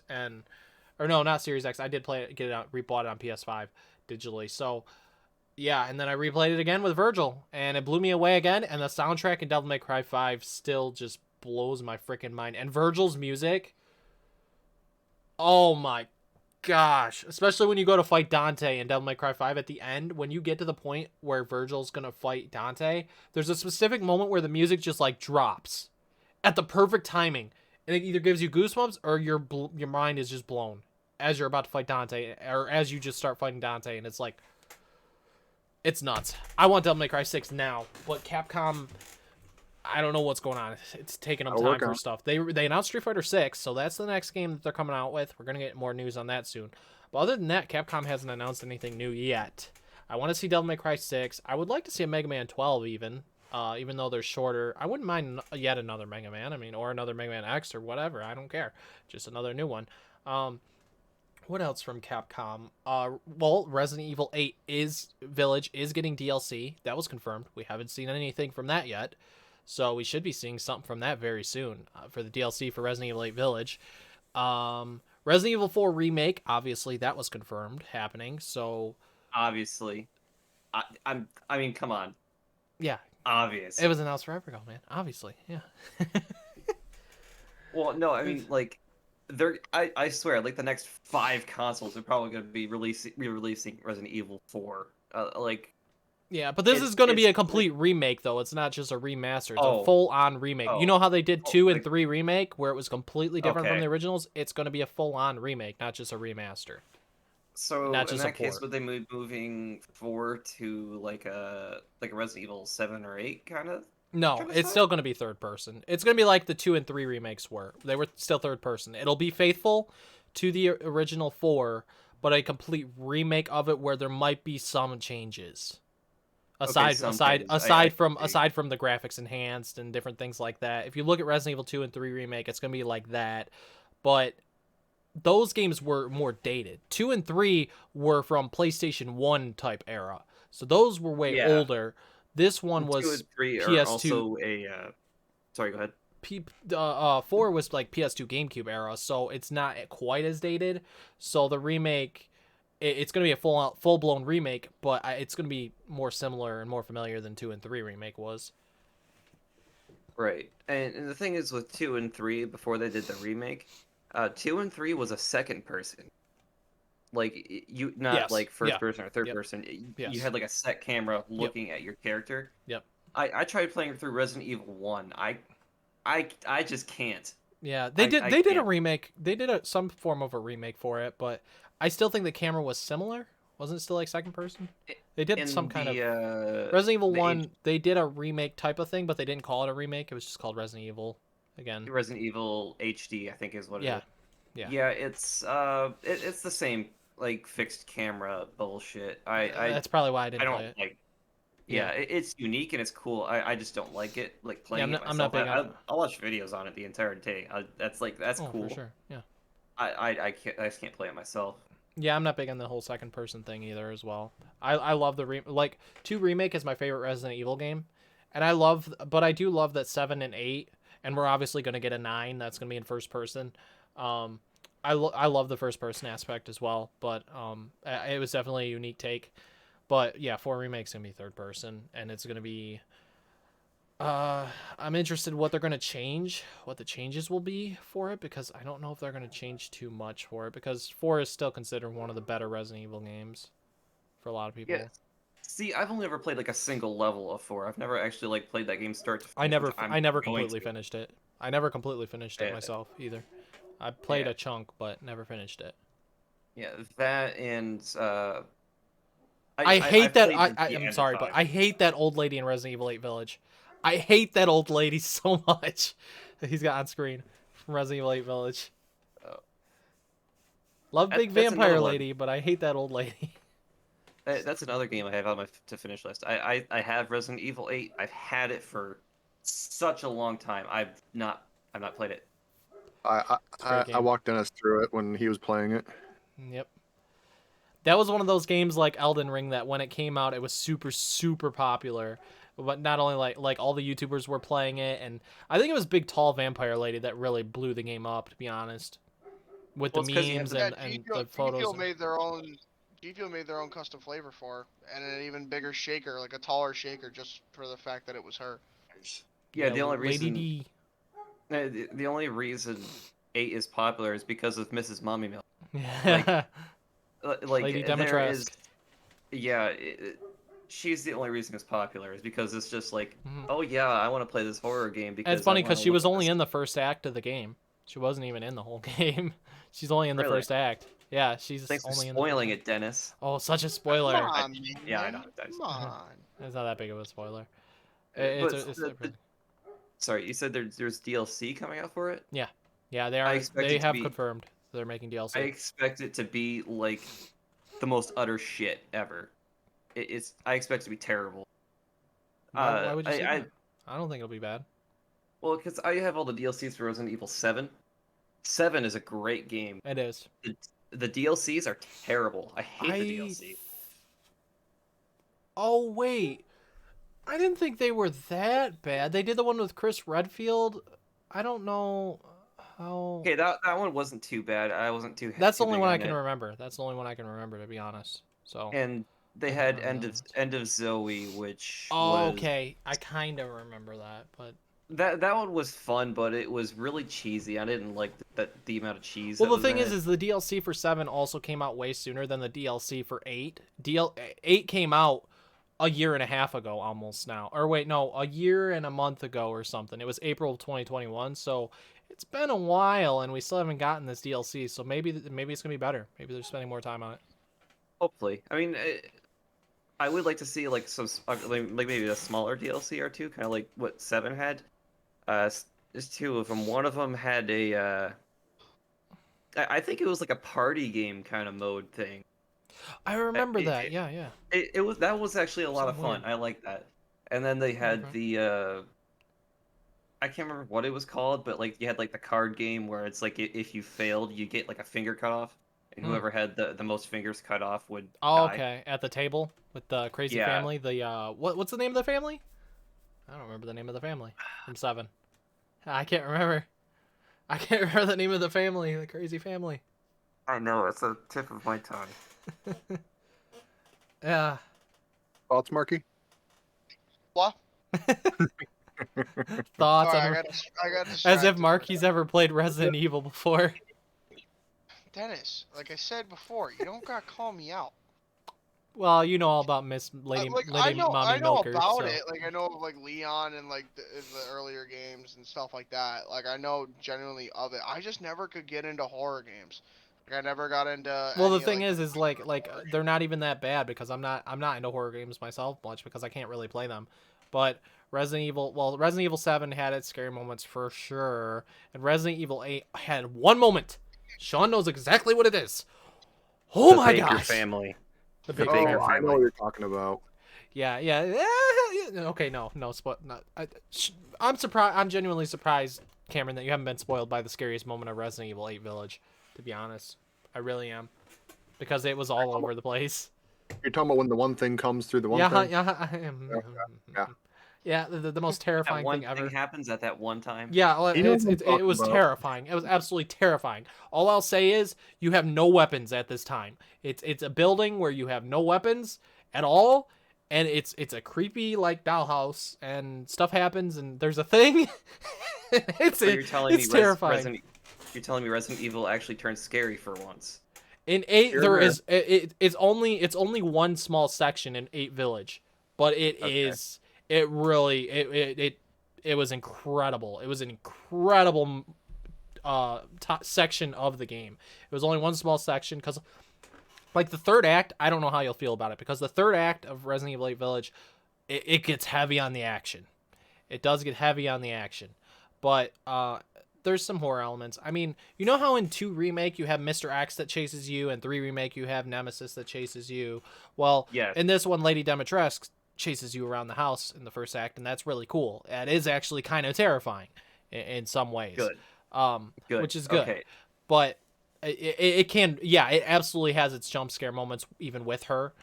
But there's a moment in the second act of the game, once you leave this house, once you get to this other location, it's just, it's scary. It's crazy. And there's a moment Alright. that is the most terrifying thing you will see, like, in your life. It's the most disturbing thing you will see in your life. I can say that much. Okay, I doubt that. I've seen some pretty disturbing things. I've seen people like real life people being blown to bits. That's Okay, well, that's, okay. Yeah. Me too. Well, whatever. Hey, But the thing that I don't think Resident Evil as a series is very scary. That Yeah. does sound good though, like not having the weapons and stuff like that, because Yeah. Outlast is I hope they- Outlast is one of the only. I hope like, they do game more series. of what they did with this moment in 8 Village in Resident Evil 9 when they make Resident Evil 9. I really hope that there's more of a section in the game that utilizes the no weapons, you're just on your own doing and have nothing, and there's so much scary stuff happening, or where you have to run because you have no weapons, or whatever, solve puzzles because you have no weapons and it's in a dark haunted place or whatever, like stuff like that. I feel like 8 Village could have been a 10 out of 10 game if they had just a little bit more of that moment that they had in the game. That was absolutely incredible. Game is still really good. Like, it's still like a 9 out of 10, but I feel like it could have been a 10 out of 10 if it would have had a little bit more of those elements there. Yeah, see, it sounds really good because that I like Outlast series better than Resident Evil. Resident Evil's still good, but Outlast is like one of the only few like games that I find actually scary. Like Outlast 1 and 2, because it's on that whole basis. And Outlast 1 and 2, you have no weapons. You cannot do anything to these monsters. Yeah. I mean, except for like run away or maybe that's the thing that I love about Resident Evil 2 Remake so much, is that Mr. X chases you the entire game, and when you shoot him, all he'll do is go down on one knee. You absolutely cannot hurt Mr. X. You can get him down on one knee by shooting him enough, but that's about it. And he will just tear through walls, he'll tear through doors, he chases you throughout the whole game. You're in a safe room, and all you hear is dung, dung, dung, dung, the footsteps all above you or wherever, and it's terrifying. He could be right outside of the door waiting for you. Like, I remember when that game came out, oh my gosh. And it sucks too because it came out the same day as Kingdom Hearts 3, and you know how I am with Kingdom Hearts. So, like, I had to wait, like, at least 2 to 3 weeks before I bought the game because I was more excited for Kingdom Hearts at the time. But once I played it, it was like, oh my gosh. Shockingly enough, at this point, I actually think I might like it more than Kingdom Hearts 3. Even though I never went back to 2 Remake to do another playthrough, and Kingdom Hearts I have. But Resident Evil 2 Remake, to me, is the best Resident Evil game ever made. But that's just bias. Like, everyone has a different favorite Resident Evil game. Right. It's 1 a.m. See, I know! Well, this is just the thing with Resident Evil that I've just never liked. I think if you really want a horror game to be scary, unless it's Alien Isolation. I have tried that. I haven't like you have weapons and stuff in that game, but that game is actually like pretty scary at certain points. Mm-hmm. But because this is one of the few games that can pull it off because of what series it's a game of. Mm-hmm. But Resident Evil, the fact that monsters can be scary at first, maybe, but then when you get to the point where it's just like, oh, look, a monster. Yeah. Oh, I have a shotgun. Yeah. Mm-hmm. Mm-hmm. Yeah. It just ruins it. That was a downside with 3 Remake too. Nemesis in the original is in like the whole game or something chasing you, I think. And they cut out a chunk of the game for 3 Remake, and Nemesis is not in the whole game. He's only in the first act chasing you, which is scary when he's chasing you and stuff, but if it was in the whole game the way 2 Remake did it with Mr. X, it would have been way more terrifying. And it's funny because it's not like they're that scary either. They're just terrifying the way that they walk, and they're this big giant chasing you, and you don't want to get hit by them or anything, you know? And it's just scary the way that they're walking around, all heavy steps and stuff, and you hear them in the safe room and stuff, and it's awesome. Right. It's the atmospheric stuff that that really puts you in the world. Yep. The ambiance. Yeah. Yep. Yeah, ambiance. Most definitely. Sean always is just pulling up random trailers. Now you got Kingdom Hearts 4 there, which won't get into me in that game. You never know what you're going to get with Sean. You never know what you're going to get with him, I swear. Truly. His brain is just always all over the place with things. Very creative. Kingdom Hearts 4, when it comes to that, I can't wait to see how that chain mechanic works with the Keyblade. That looks really interesting. That's how that works. Be first day getting it right. Oh, midnight release. If GameStop doesn't do like a 9 p.m. release for that game, I will be frickin' very upset, because then that means that because Meijer and Walmart and stuff close at midnight, I would have to possibly wait till 6 a.m. and I don't want to do that. I don't want to do that for Kingdom Hearts 4. I would not be happy. I need Kingdom Hearts 4. I told Isaiah, though, that you guys better do a freaking midnight release when that game comes out. I think they will, because they base it on their sales, their pre-orders. And Kingdom Hearts 4 is going to be a game that gets a lot of pre-orders, for sure. So I think we should probably end. It's 2.5. This is our longest podcast. Wow. Of course, right? 2.5 hours. It's 1 in Wait the till I have morning. one that's 5 hours. You know, it's gonna be at least. I'm gonna tell you guys right now. The Tuesday night that after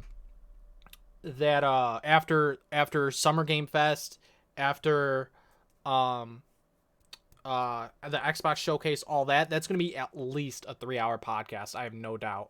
There's gonna be a lot to talk about between Summer Game Fest and the Xbox 90-minute showcase, and I'm hoping that Tuesday we can get everybody, but I don't know. At least See, Bart, like homework 6 now. people. Wait, what, Sean? I said you're gonna have homework here. You have to watch the game release things on YouTube here, so you can. Oh, Yeah, Yeah, boy. next month in June. I know Thursday, June 10th, 9th or something is when Summer Game Fest is, and then that Sunday night will be the Xbox Showcase, which is gonna be 90 minutes long as well. So between those, that Tuesday is gonna be a lot to talk about. Between all the Man, I game feel like I'll stuff. be back in school all over again. It's gonna be a lot of video game stuff being announced. I can tell you that much. For You sure. can always watch the 10-minute clip that just goes over everything in Yeah. the shorthand version, Mhm. but Yeah, people do that too. Yeah, True.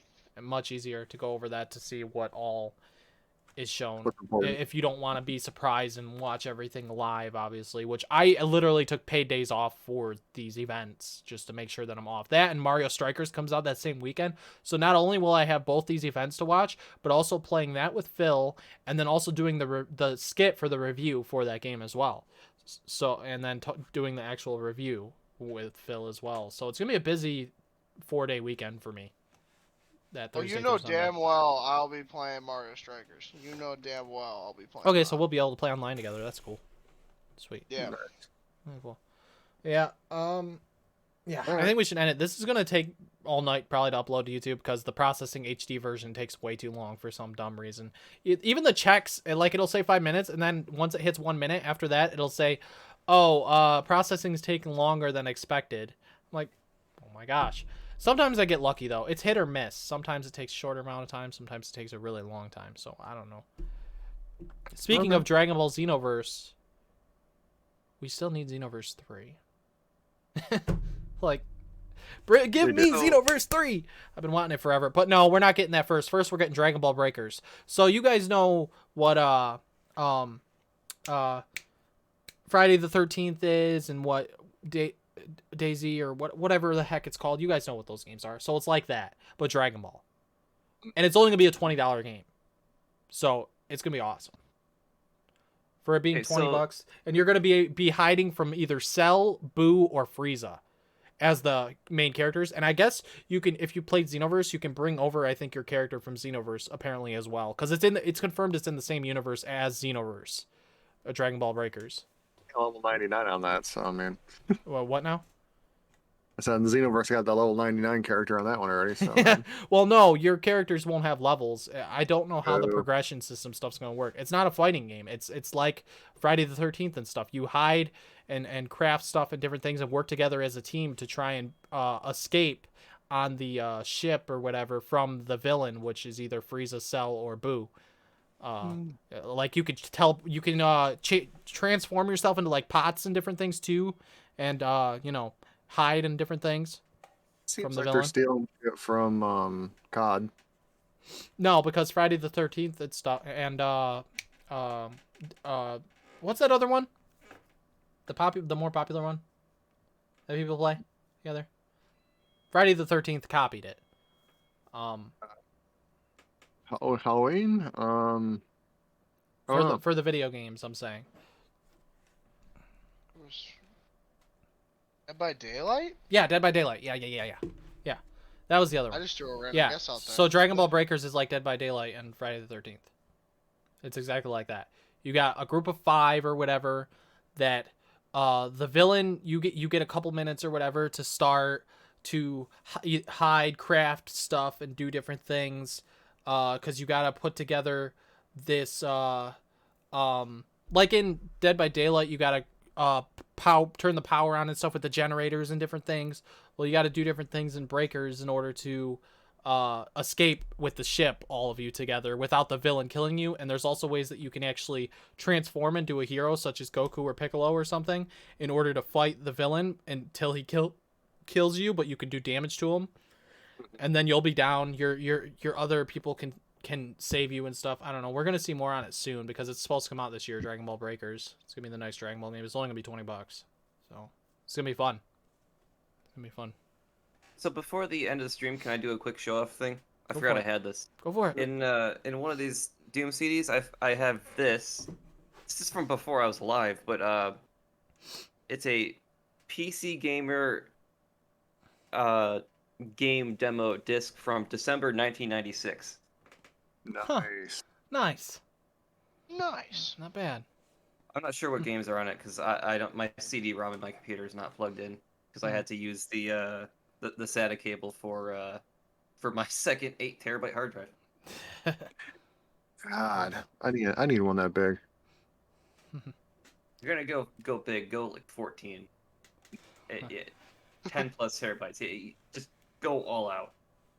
It's pricey. I have to, sadly. So wow, we went 2 hours. We're at 2 hours and 35 minutes. That's insane. Normally I don't go this long, and I didn't think we would, but I guess this is now the longest podcast. Hopefully we get some news this week for next week. I mean, there's always news regardless. It's just I hope there's like some major topics compared to the slower ones. I mean, the PlayStation Plus thing was huge. We did talk about that quite a bit. So that was the biggest topic of the week, to be honest. The whole PlayStation Plus revealing their first 100 games that are coming next month. See, I thought they were going to release all like 700 at once, but they're not doing that, it seems. So yeah, they're like, nah, fuck that. yeah. So I don't know. All right. So if anyone has any socials, by all means, say it. No, where they can find you. Wait, hold on. I think I can do my special way here. You guys go ahead. Sean, go ahead. I don't have any, so other than like Yeah, I know Facebook you don't. and stuff. Oh, I'm on Twitch, Aggravated Hobo. It will be linked. Cameron, what are you doing? I know what you're doing. I know. Hold what on. you're doing. Wait, sorry. Hold on. Yeah. You I know. good? I know what he's doing. He's doing what he did last time. This is gonna take. I might have to end up leaving my computer on all night to upload this podcast. Just how long it was. I'm still gonna have to get a new chair at some point. You do. Oh yeah, This chair Marky. is so broken. I'm literally moving it up and down with my arm. Dennis want to know where you got your chair. Oh yeah, where'd you get yours? It's a nice chair, way nicer than mine. I think I might have. Hey, there we go. Okay, Farben Kyber 13. That's who he is on Twitch. Go check him out if you're actually watching the end of this. Go give him a follow. I Yeah, Mark, where'd you I get got your mine chair? from Staples. Maybe that was my other chair. I think either that or I got mine from Amazon. Well, Might have been it. if you can find it, let me know. I'm just curious because I obviously I'd get probably a different color, but like I'll keep my red and black chair up here, but my main chair here I want to get something different. So, yeah. No, yeah, I'll look into it. I mentioned think it to you was at your party, Amazon, but you I'm know not I'm pretty 100%. sure you were too drunk to think. Probably. That's Oh, Yeah. next time you see very Joe, fair. by the way, he's gonna mess with you about that. Oh, that's perfectly fine. I'll accept the slander from the little man. I haven't Okay. seen my Yeah, little man Red, in we're a while. ending. It's been over 2.5 hours. Jeez. All right, so My regards Yep. to your computer. all right. For anyone who is watching, thanks so much for checking out the podcast. And if you're watching over on YouTube, thanks so much for watching as well. And I will link both of their stuff in the description. And also Yoshi Live as well. I can't forget about him. He was here earlier. And we'll see you guys all for next week's podcast. So, yeah. See you guys next week. Later.